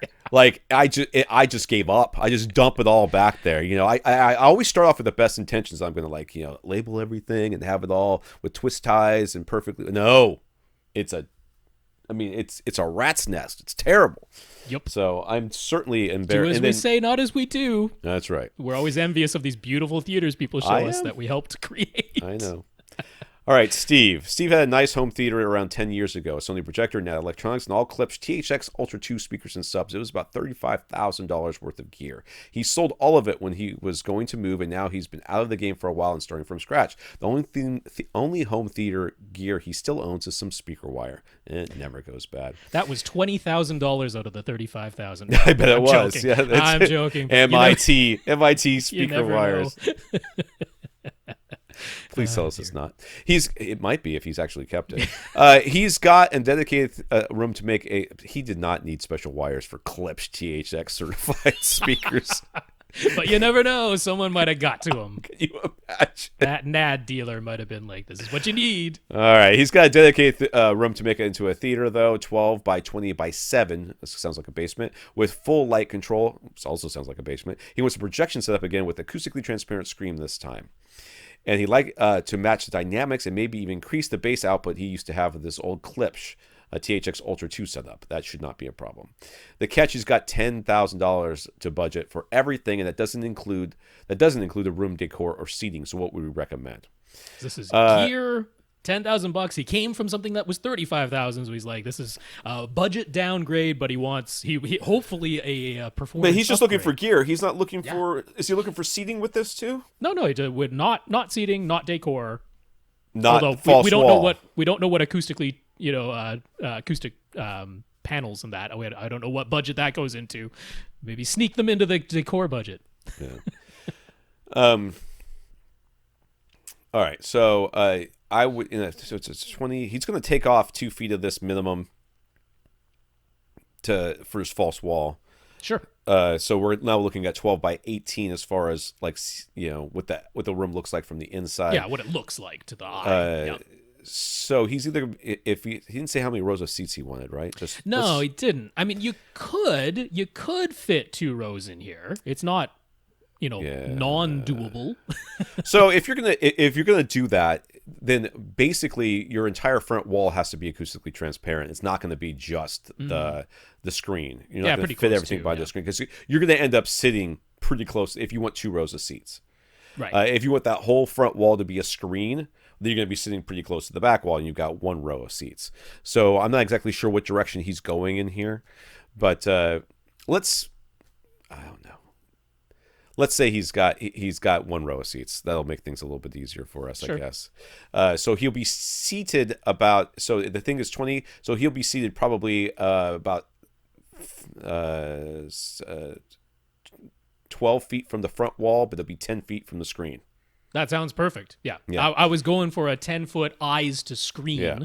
Right. So that's where I would put a couple of feet behind the screen to the actual physical front wall. Yeah. So now you've got 8 feet behind, a little bit less than 8 feet behind your couch, right? Which is enough room for a second row. If the second row is going to be close to the back wall, right? But it could be done. I like going a 9-channel system in here with 5.2.4. Oh, okay. I think, and the reason is I think it makes things a lot easier as far as surround back speakers. I think surround back speakers, especially if you add that second row of seats, they do add something, but I think they're more distracting for the second row. I budgeted for 13 speakers, so you could have 2 rows, and each row could have its own side surround speakers and surround backs. Yeah, that would work too. So that's like a not really 9 because it's 7 channels, but played by 9 speakers because 2 side surround speakers on each. So side. what he said he wanted was I gotta scroll back up. He wants maybe increase the match the dynamics. Now, right? I don't necessarily believe that you're going to be able to remember over the last however many years the dynamics that you had with the Klipsch speakers. So I really don't have any problems. I mean, the dynamics are the same. The difference between quiet and loud is the same as long as you can reach the same SPL as what you have before. So the dynamics don't change. It doesn't need to be horn loaded. And you're in, I'm guessing, probably a smaller room than what you had before. Right. I really like... I'm going to go with RBH again here, to be honest with you. I really like the RBH in this kind of situation. You're going to be sitting within 10 feet of 10 the feet to the front speakers, yeah. I mean, you're going to be able to get just oodles of output with almost any receiver on the market. You won't need a special amplifier. If you do have specialized cables, you can sell them and then up your budget by like $5,000. So, that, to me, I would go RBH all around the floor speakers. Yep. And then... in the ceiling, I'd go Outdoor Speaker Depot, maybe, or something along those lines. Projector. Or you could go RBH in ceilings. They got those you too. Could. They just cost a bit more. That's all. Yeah. If you're looking to save it, that's where I would cut my budget down. Right. Yeah. If you got to skimp anywhere, definitely skimp on the Atmos speakers. Acoustically transparent. I've already talked about Seymour AV. We've already talked about for the projector. If you're in a light control room, the JVC. Yeah. So, and then every other cent I would spend would be on room treatments. Well, what about subs? What would you do for subs? This room's small. 12 by 20. Yeah, 12 by 20. And not even 8 feet tall. Yeah. But he wants even more than what THX Ultra 2 subs did in his old room. Yeah, man. A couple of cylinder subs. How about a couple PC-2000? So that's the first thing that comes to my mind. I mean, you would have more output than you would need. Yes, you would. But that means that if you wanted to goose it, you could. So I put one in one corner, one in the back corner. I think would probably end up being where they would go. Yeah, because only 12 feet wide, doing the midpoints of the sidewalls is probably a bit too squishy. Yeah. Yeah. That's what I'm looking. That's my off the cuff recommendation. Yeah, I mean, I'm right in agreement. Again, I'd get you call up AV Science. Look for an RS420 or an X570. That's going back to the 2017 model year now, but those should be gettable for right around $3,000 these days. And again, I mean, some people are going to be like, oh, not the 770 or the RS520, for the even. I'm like, you start getting up to $4,500 and you start spending a lot of that $10,000 budget just on the projector. If you do that, the RS420 is a great projector with really good contrast and really good black levels, and you can find it for right around $3,000 these days. Yeah, definitely a Seymour AV. In your case, you'd want to get the center stage ultra fine fabric because you're only going to be 10 feet from eyes to screen. Right. So what's the other acoustically trained? Is it Elite or Illuminavision? Yeah, and I don't know. I if you're going to be sitting 10 feet from the screen, I get think the ultra fine. I think you got to go with the Seymour AV. I know it's a little bit extra money, but I think it's going to be worth it. And I do like 120 inches diagonal as the max. Right, something right in 100 inches wide, 100 to 105 inches in width. Perfect for here. And that'd be perfect for your 10-foot viewing distance as well. So I'm in agreement. So again, I mean, I'll give the alternative, right? For the alternative for RBH in this sort of price class, Ascend. Right, Ascend SE speakers could totally work. I budgeted for 3 of the CMT 340s up front, which is frankly overkill for a 10-foot viewing distance. But hey, you're coming from Klipsch Ultra 2s. Maybe you love to crank it, so they'll more than do that, and they'll be great behind a screen. And then I budgeted for 10 HTM 200s because I'm like, put them everywhere. 2 on the side, each side wall, 2 on the back wall, 4 overhead. Put them everywhere because they'll perfectly match. So you could do that.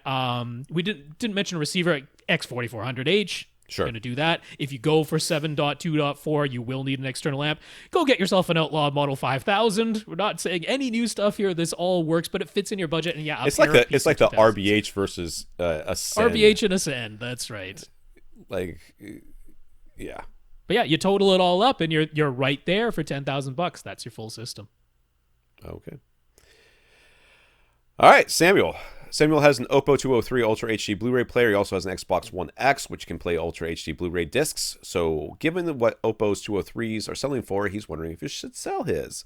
And then maybe use his Xbox One X as his Blu-ray player. Pros, cons, is the Oppo really that much better somehow? He's got 2 displays, an OLED and an Epson projector. The problems that I have with the Xbox are in no way related to Blu-ray playback. Now, right. As a Blu-ray player, it's fine. Yeah, and as an Ultra HD Blu-ray player, the One X is Ultra HD as well? It does Ultra HD Blu-rays. It doesn't mess that stuff up. That's right. It actually bit streams out the audio as it should. Yeah, the video is coming out, but what's on the disc is what comes out of it. It's fine. What the Oppo really does well is all the other stuff. Taking a Blu-ray player or taking a Blu-ray or DVD and then up converting it, or taking HDR and down converting it to SDR. Yeah, those sorts of things. Those things are what the Oppo is good at. But if you're not needing those things, then you could sell it and make some. I mean, cheddar. The only question mark for me is the Epson projector, because what you might be doing is using that Oppo to down convert HDR to SDR, right? Because some people don't like the way that projectors tone map HDR content. But it does have an HDR mode. It's not like it won't play HDR if you just output HDR10 from the Ultra HD Blu-ray player, which could be your Xbox One X. Yeah, there it is. Now, the thing you could do is maybe you wait for Sony's new X800M2. Right. Because you got an OLED that can do Dolby Vision. So if you want Dolby Vision, you wait for that. And so you use your Xbox One X for a while. And I mean, some people are like, I don't like using the controller as my remote, or I can hear the disc spinning inside of it. The console itself is quite quiet as far as fan noise, but I can hear the disc spinning inside of it, or I don't like the menu structure or something like that. If any of that stuff annoys you, then maybe you replace it with a Sony X800M2 when the time comes. But yeah, the argument for keeping the Oppo, in fact, unless you're converting HDR to SDR for your Epson, there's not a whole lot of reason to keep it. Yeah.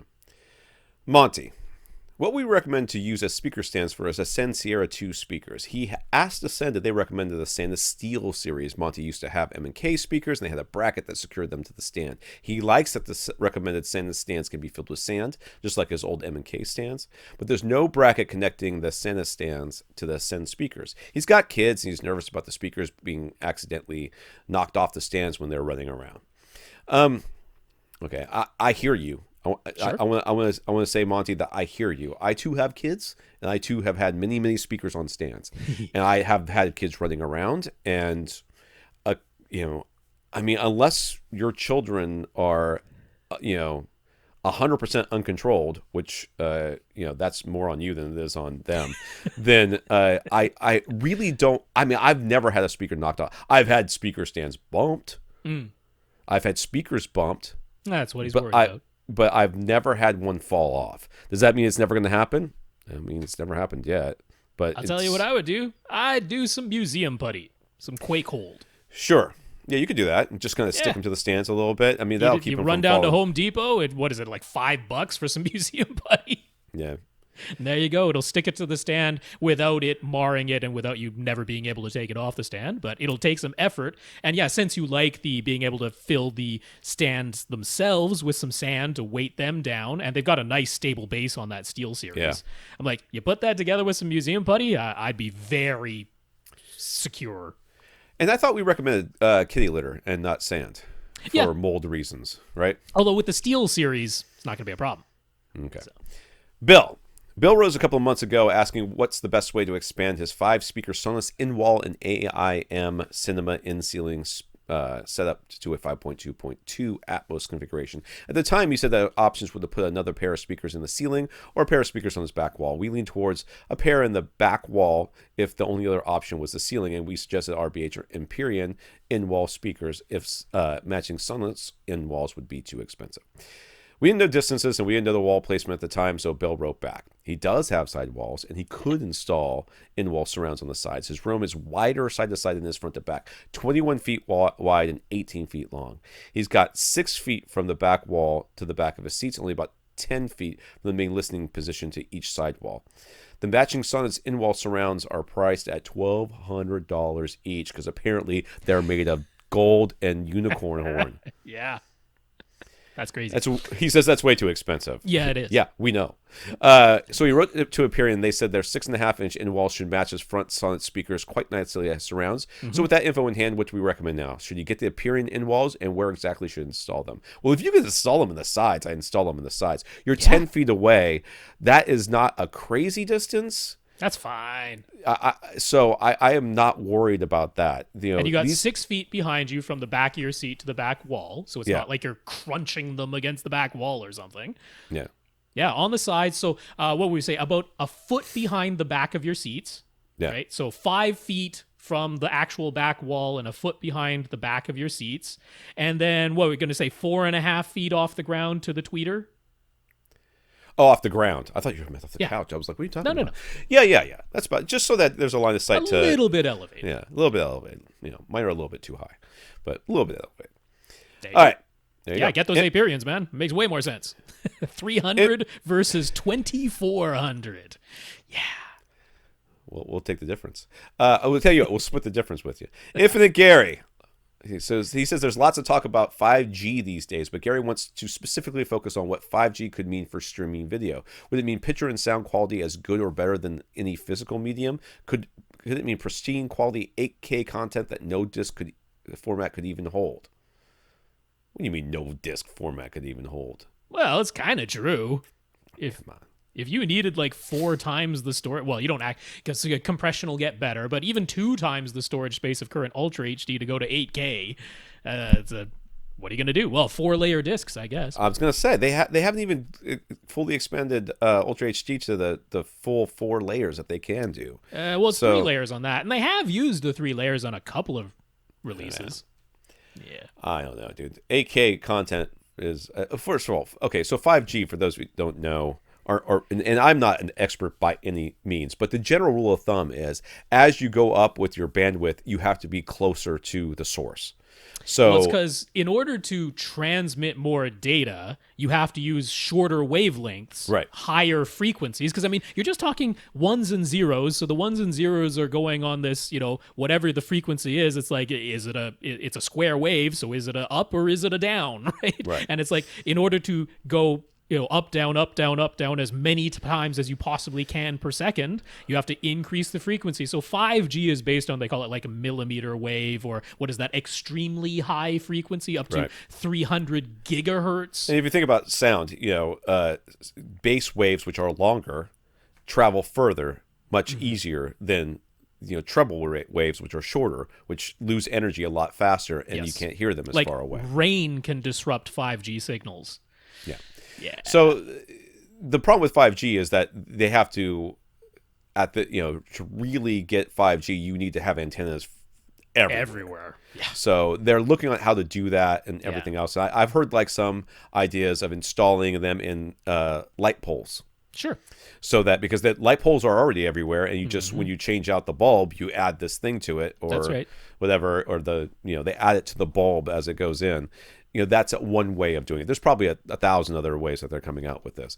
So, 5G as far as streaming goes, I mean, I don't think that 5G is going to increase that much how good a content you're getting, because you're not going to want to blow away, because I mean, even those unlimited contracts are not unlimited, and you're not going to want to watch 15 minutes of a movie and say you've used all your data for the month, which is what's going to happen. Yeah, no, with the 5G network going to whatever device it's talking to, they're actually using like beamforming now. So it's not like your traditional cell phone towers, which are like, like a spherical signal is going out from the cell phone tower. Now it's like actually doing beamforming, because the frequencies are so high that they're that kind of directional, even as like radio waves, right? So yeah, I mean, they're still going to want to reduce bandwidth. You're still probably going to have a separate home internet connection, which is all going to be fiber optic. It's going to be an actual cable coming into your house still. I don't think we're all going to just transition over to 5G as all of our internet connection everywhere. It's going to be years before it's deployed outside of major cities. And even in major cities, it's a huge challenge, because these waves do not go through walls. There's still people in this country that are on dial-up. Yeah. Because they don't have the infrastructure where they live. And I feel for them, man. That must be just terrible. But I could see 8K video being more of a thing that comes over your fiber optic wire into your house as opposed to a physical disc. That I could see being the case. Yeah. But I don't think 5G is going to be the thing to do it. Yeah. I'm a long way from getting 8K. Yeah. They're not installing fiber out here anytime soon, so I'm out of luck. So with modular displays like Samsung's The Wall, there's starting to be a shift away from talking about strict resolution numbers and talking more about pixel density instead. So even though a lot of people are saying there's no 8K content, other people are pointing out how 8K has more to do with packing more pixels closer together, as opposed to just worrying about the content being exactly the 7680 by 4320 resolution. So what's our take? I mean, my take is that you already can't really see the scaling between basically HD all the way up to 4K. The scaling is almost seamless because of how as far as your eye being able to track that, eye being able to pick out the differences is not. We're not equipped to really see that pixel density. So increasing the number of pixels, well, the scaling is so easy that I think it's going to be easy. I mean, I look to our phones as kind of an example, right? Like, how many of us actually know the exact resolution of our phone screens? Do we care? I don't care. Do we care that the video we're watching did not originate at exactly the same resolution count as the number of pixels on our phone screen? Like, the scaling up and down is done so well now that, so I kind of agree. I kind of agree that caring that all the content is exactly 7680 by 4320 and that our screens are exactly 7680 by 4320. I do think that's like, we don't care about that so much. What we want is to make sure that whatever distance we are from the screen, we're never going to see pixels and it's going to look smooth, and we can read, teeny tiny print on it because the resolution is good enough. And that is more about pixel density than it is about exact resolution numbers, dot for dot. That's true. But the reality is that increasing this pixel density is simply at this point a way to, charge more Yeah. and to encourage people to buy a new TV that they don't necessarily need. A little bit. I mean, that's what it comes down to. I would rather them focus on instead of increasing pixel density, which is a thing that everybody understands, but people are quickly getting to the point where they're like, it looks the same. Even lay people are like, I am not seeing what you're talking about here. Yeah. And once, I would rather them focus on substantive changes and increases in other things like HDR. Those sorts of things I think are more important than just increasing the number of pixels we have access to, since we can't see them as it is. So there was some talk about IMAX Enhanced at CES, but despite the interviews and write-ups, Gary, it still isn't totally clear on its benefits. If your display, you ain't the only one, Haas.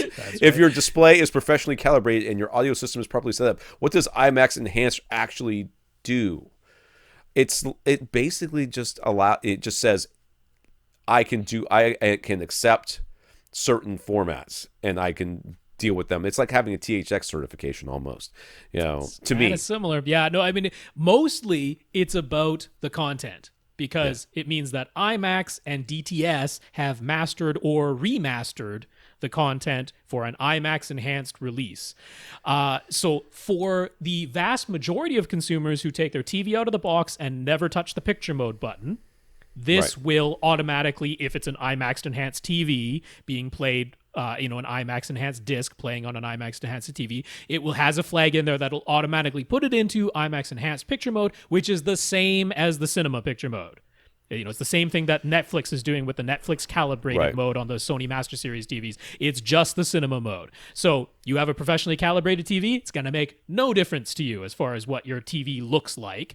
And then on the audio side, similar thing. It's just like it goes into the IMAX Enhanced listening mode, which is reminiscent of the old THX listening mode. It's a similar idea, but it's been mastered by DTS in the content. So honestly, what does it do? It's mostly that it was mastered or remastered by IMAX and DTS. It's mostly on the content side.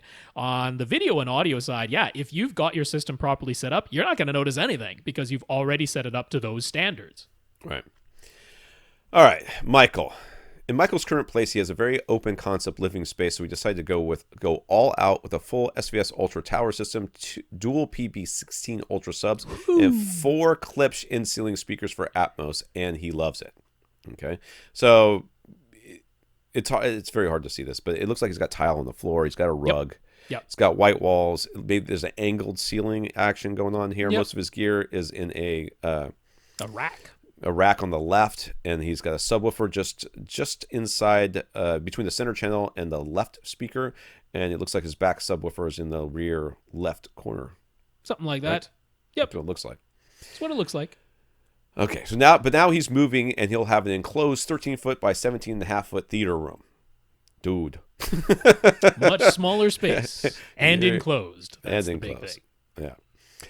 All right, so does it make sense to keep all this to keep the same speaker setup? Could it actually be a problem? Is such a thing as overkill? No, such a thing as space and needing right, it. like PB16 Ultras in that size of a room are going to take up a significant amount of that room. I feel the same way about those tower speakers. I do. I got to be honest with you. That's a less of a concern to me. It is, but it is still, depending on what he ends up wanting to do in here, I think that you could consider getting rid of those and then just getting the SVS bookshelves.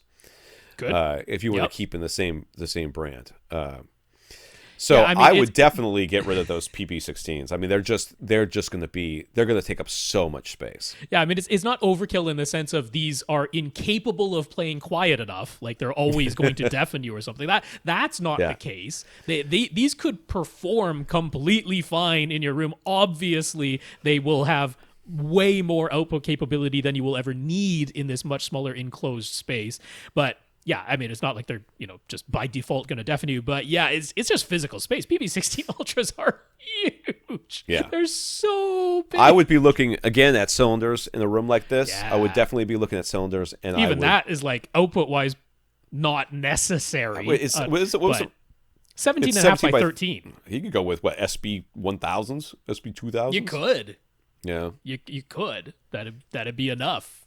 But yeah, no, like, a couple of PC-2000s or something, you'll have all the headroom you could possibly ever need, and it'd be much easier to place. So yeah, you won't have any problem selling PB16 Ultras if you want to. There's people right now emailing us, asking for your email address. Now that he'll have an enclosed room where he can control the lighting, he wants a projection set up. The exact projector is to be determined, but do we have a suggestion for what screen you should use? See the one right behind me? You should use that. Silver ticket. Yeah, that's the one. Yeah, I'd recommend, in your case, with this size of the room, I'm assuming it's only one row of seats, so 120 inches would be real nice in here. Yeah, depending on where you end up sitting. If you want 2 rows of seats so that your first row is in front of the midpoint of the room, then you could probably go, 80 to 17.5 foot room. I'm telling you, unlikely. It seems unlikely, but maybe you could go smaller, and then because you'll be sitting a lot closer. But you sit 10 to 11 feet away. 120 inches is around the size where you can put your existing center below it and not have it on the floor. It's still completely reasonable. And $250, can't beat that. Nice frame, great white screen, 120 inches, silver ticket. Kevin. Back in the day, Kevin fell in love with the Yamaha Gale Force 35 speakers that his friend's older brother owned. They were a horn-loaded tweeter mated to a 15-inch driver design. You were very young, I'm guessing, when this happened. About a year ago, he tracked down the pair of Yamaha Gale Force 25, same design, but a 12-inch driver instead of a 15. They were in perfect condition, but a friend of Kevin's was in need of some speakers, so he sold them, since what he really wanted was a pair of the larger 35s anyways. He found a pair of the 35s in great condition, so he snapped those up, and he loves them, but he also got another pair of 25s at a super low price because they have some very worn-out woofers. They actually still produce sound, but there's basically no resistance to the woofers, and if you push lightly on them in your hand, which is very unlike the perfect condition speakers, and the woofers are visibly worn. So he'd like to replace the woofers, and he's also considering modifying the cabinet a little bit, perhaps with more bracing and or adding more absorption material on the side, but doesn't know exactly which replacement woofer to buy and isn't sure how to figure out what he might need to change in the crossover or what he might need to do to the cabinet to get it sounding right. He wrote to a speaker reply store, repair. Oh, sorry, repair. Yeah, typo. But they never replied. Okay, and I'm scrolling. Yeah. So he knows all the dimensions of the cabinets and the diameters and the lengths of the ports. Can he use that info to calculate the port tuning frequency? All right, I'm going to say back up. let's just back this thing up here, boy. You're jumping in both feet into the deep end because it doesn't sound to me like you have much of an idea of what exactly you're doing. So, and that's fine. But I would call Simply Speakers. Is that the name of the company here in town that does that? I'm not sure. I'd have to look that. I'm pretty sure it's Simply Speakers or Speakers. Yeah, Simply Speakers. They are a repair company, and they will repair or replace the drivers in your speakers. I think you ship the whole thing off to them. I don't know that you need to be touching any crossovers or anything. I mean, unless they're damaged. I mean, are they damaged?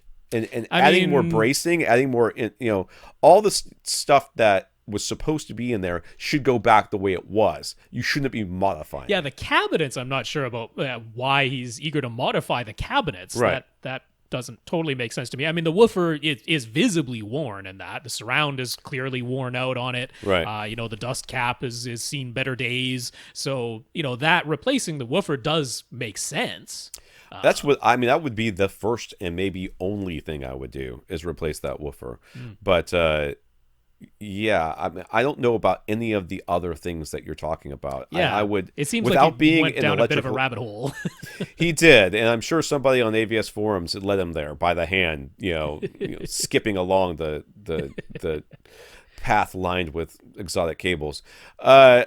So all these other things that you're thinking about doing, I would hold off before I talk to somebody who knew what they were talking about. Okay. And let's be honest, I don't. And Rob doesn't either when it comes to... Not on this. I'm not a speaker builder or designer. Yeah, we are not electrical engineers. We do not design speakers. I mean, we understand the basics of speaker design, but that's about as far as we can really go with all of that. We can give you a little bit of information, but it's probably just enough information to make you just a little bit more dangerous than you're already being. So I would highly recommend you not touch the crossover, the ports, the bracing, the insulation, any of that until you talk to a speaker manufacturer. I would also highly recommend you contact Yamaha. Yamaha still exists. they may have some information or somebody on staff who would talk to you about this speaker and what sort of things they would recommend you do and not do. Yeah, in terms of finding a replacement woofer that has the sort of frequency response that would work with the existing cabinet and port tuning, because I think that's where he's like, can you figure it out? There is a way to figure that out. I don't know the formula offhand, but coming up later, he's asking for where can you get more guidance on this? Well, one thing you could do is pick up the Loudspeaker Design Cookbook that was written by Vance Dickinson. That's got that formula in there for you. So that is one resource if you want to really get into speaker design and the nitty gritty of it. That is a book that you could pick up to. But this is all done so much easier just by calling Yamo and asking That's right. them. Yep. I mean, really, the rest of this stuff. So call Yamo and call Simply Speakers, and that's a couple more resources for you as well. And when you call Simply Speakers, you tell them that this podcast sent you there. That's right. Okay. That's got and because they have no idea it exists. Once you determine that port tuning is as simple as finding a woofer of approximate size and frequency response and adding absorption by trial and error until it sounds right. No, don't do that. Don't do it. Don't do that. Don't do that. Because it's anytime. I told my kids this the other day we were driving the car. I said anytime somebody says the word just, they are almost always wrong or oversimplifying something to the point of absurdity for somebody who knows what they're talking about. Can't we just put new gas in the car? No, if that's what you think the solution to the problem is, you do not understand the problem. Can't you just, and however many times I've gone over to my parents to fix their PS3 or whatever. Can't you just transfer the games from one unit to the other? I mean, yeah, but it's not just press a button and it happens. It's I am going to be researching for 30 minutes online. I'm going to need some equipment. I may need a special cable. I may have to try it 5 or 6 times. It's not just anything. It's never just. So, no. It's not that simple. No. The electrical response of the woofer to the signal that's going to affect the crossover that's going in there, and that's right into his next question. Yeah, so the resistors on the crossovers have the ohm signal and a K. Does that mean kilo ohms? I would guess so, but I don't know. That's what that means. But I don't think that you should touch that thing. I mean, the crossover from what I'm looking at here actually looks okay. From the pieces that I'm seeing, nothing looks broken. Nothing looks corroded. Except that if you have a driver with significantly different electrical response, it's not going to give you the correct filters anymore. So would he need to change components in the crossover? Well, if you change the driver... Possibly. Maybe? We don't know. Possibly. It's who also doesn't know? You. So don't touch it. So, and Rob already answered the last one. Can we point him somewhere to help find a help or guide for this? And that is the cookbook, the Loudspeaker Design Cookbook. The Simply Speakers, calling Yamo. I would also, it's worth a shot because he loves talking about speaker design just for fun. Yeah. Get in touch with David Fabrikant over at Ascend. Sure. Can't promise you. I mean, he's a busy man. He tends to answer his emails at 3 a.m. So he's but he loves to just talk shop about speaker design. So for some basic questions about, electrical impedances of the woofer and what that might do to the crossover, he might be willing to talk to you about it. I wouldn't put it past him. So, this is what leads me to believe that he's been to AVS is this whole that he's not, if you change this, if you change the woofer, you'll have to change the crossover. You have to do this and this. You might have to adjust the cabinet. You might have to adjust the port tuning. Might have to adjust the how much stuffing is inside. All that. Yeah. Your car equivalent. You're trying to with 20 minutes of internet research change the transmission in the car. And if you think that you can just change the transmission in the car, well, then you've got bigger problems. But yeah, it's not a simple thing. You're basically talking about redesigning the crossover. It is. That's redesigning the speaker, basically. Yeah. For the driver, and then redesigning the enclosure for the new driver and the new crossover. I found a driver that physically fits. Now I'll change everything else in the speaker to go around that. Yeah, that's a lot. It's a lot. I'm loath to say it. There is the DIYaudio.com forums, but you're gonna go. You think you've been down a rabbit hole? You ain't even seen the rabbits yet, Hoss. Yeah. All right, last question, Greg. What are the differences between the JVC RS520 and the RS540 projectors, and that's the same as the X770 and the X790. Just looking at the specs, they appear nearly identical, but he found a lower price on the 520. He's wondering if he'd be missing out on anything by going with that model. There was basically one difference, which was that the older 520, when it went into HDR mode, automatically put the DCI color filter in place, and you couldn't turn that off. On the RS540, they gave you the option to turn off the DCI color filter so that you could get a little bit more brightness at the sacrifice of the wide color. So if you're always going to use the white color, then you're fine. And That's if you're right. not going to use the white color, well then get used to it, because $1,000 more. For $1,000, I don't know. I think I get used to the white color. Let's do one last one. That'd be great. We'll do a last one. Yeah, Jason. That was very quick.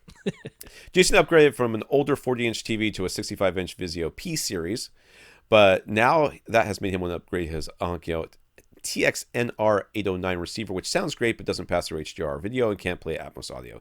He isn't sure if he'll ever use Atmos, but he'd like to have the capability if he decides to give it a try. His budget is $600, so what can we recommend? Denon X3400. I bet that's $600. It's $500 accessories for less. The one caveat being, though, it can do Atmos, but it is limited to 5.2.2. It cannot go beyond. He's not even sure he's going to do Atmos. Yeah. But I mean, it's just something to be aware of, right? Yeah. So if you're like, I might want to do Atmos, and if I do Atmos, I want to have 4 overhead speakers, if that's what you're saying to yourself, there is for $500, again at accessories for less, Onkyo's TXNR787.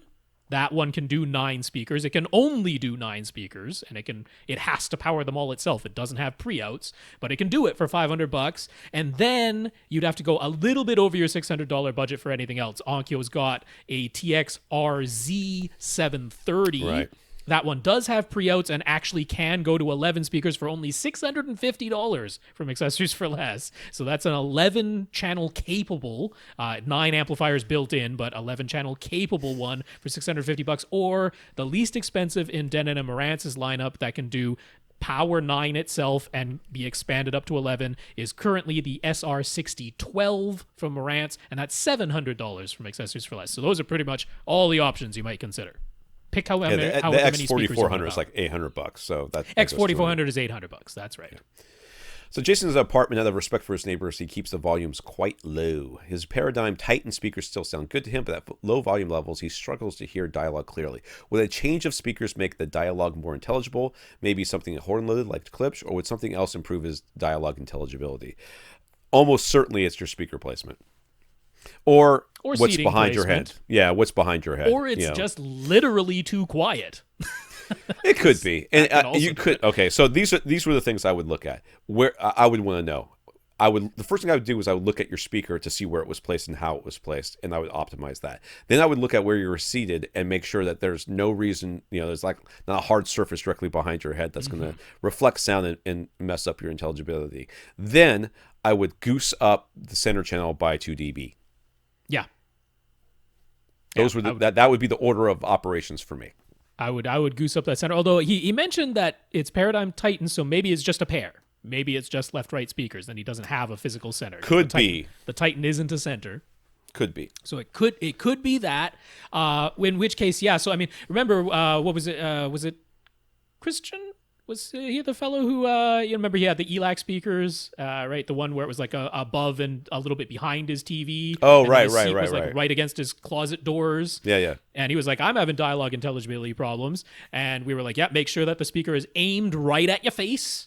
Yeah. Which you can still do with front left-right speakers as well. Make sure it's basically aimed right at your face. And then if your seat is right against a wall behind you, which is very common, you do need something absorbing back there because you're getting that early reflection right off that back wall that hurts your dialogue intelligibility. But it can be like you were just saying with your wife who didn't turn the volume up enough and you were like, I can't make out everything everybody's saying. And you got good speakers and good acoustics. It could literally just be a bit too quiet, right? Yeah. Going to horn-loaded speakers isn't going to change that. The reason people notice a difference is because if you just took out your old speaker, put in the new Klipsch speaker, which is much more efficient, right, and left the volume dial where it was and didn't adjust any of your trim levels or settings, didn't do any speaker setup, then it will be louder because it's simply louder given the same number of watts because it is a more efficient speaker. you put them at the same volume level, they're at the same volume level. The clip isn't any more intelligible if the actual decibel level is the same. Right. Because that's, I mean, that's what it really comes down to is the volume. If the volume is too low, you're not going to be able to hear it. Yeah. But if something else is messing it up, changing to a different speaker isn't going to make anything better. It's just anyways. that it literally might be louder if you do what a lot of people do, which is, here's where I always set my volume. I don't touch any of my other speaker settings. I swapped out the speaker to this more efficient one. And what do you know? It sounds clearer, but it's just louder. That's all it is. It's just louder because it's more efficient. So yeah, I don't think you need to change your speakers. I would optimize your setup, and it's possible that turn it up a little bit more. It might be fine. Yeah, I mean, and if you've got a Denon or something like that, yes. turning on the LFC, the low frequency containment, will, disturb your neighbors less. Help disturb your neighbors less, and you can turn the volume up louder. Whether it's the Onkyo or the Denon or Marantz, you can do manual EQ on them. You can do manual EQ right on the AV receiver itself, or in the case of the Denon and Marantz, you can use the Odyssey Editor app, and you could build in a bit of a boost in the vocal range if you wanted to. Give yourself a 3 decibel boost in the, what would it be, about 500 hertz to about 2 kilohertz? Yeah. Yeah. You give yourself a little boost in there, right in that vocal range, and that might help you out. All right. That's it. What do we got left for next week? So, on our list, we have Jonathan F., Christian A., J. A., just long, Chris M., Brian Z., Boschko, and W. Thomas, as far as I could tell from what the email said there, and Dre. And then I got some more questions that came in on Monday as well. Like Dr. Dre? You remember Dre from Toronto? Yeah. You remember that that big air conditioner unit thing in the townhouse basement? Right. He's all done now. It's awesome. Oh, I can't wait to see it. Yeah, it's gonna be fun. All right, let's thank our listeners of the week. We're going to thank Joseph for going to www.avrant.com and clicking the Buy Us a Cup of Coffee link and giving us a PayPal donation. And we want to thank our 79 patrons over at patreon.com, including Tapan. Yes, Joseph, thank you very much for that PayPal donation. Thanks so much to our 79 patrons at patreon.com/AVRant podcast for automatic monthly donation. Tapan, thank you very much for being I think I've pronounced your name in every way I can think of to pronounce it, so one of them must have been right. I'll bet you none of them were right. We want to thank Brian for talking us up for Accessories for Less, Luke for SVS, talking some SVS, and Jonathan for trying to kill the podcast with teleprompt me. That's right. Brian, Luke, Jonathan, thank you for helping out the podcast. We appreciate it. For AV Rant, I'm Tom Antry. And I'm Rob H. Now go out and listen to something.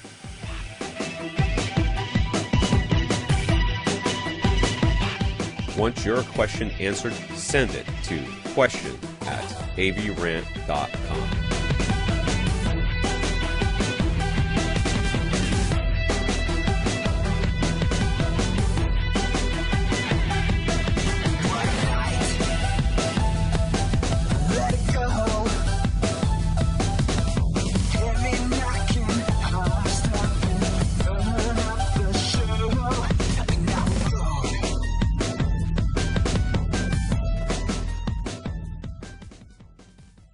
This is AV Rant. Now go out and listen to something.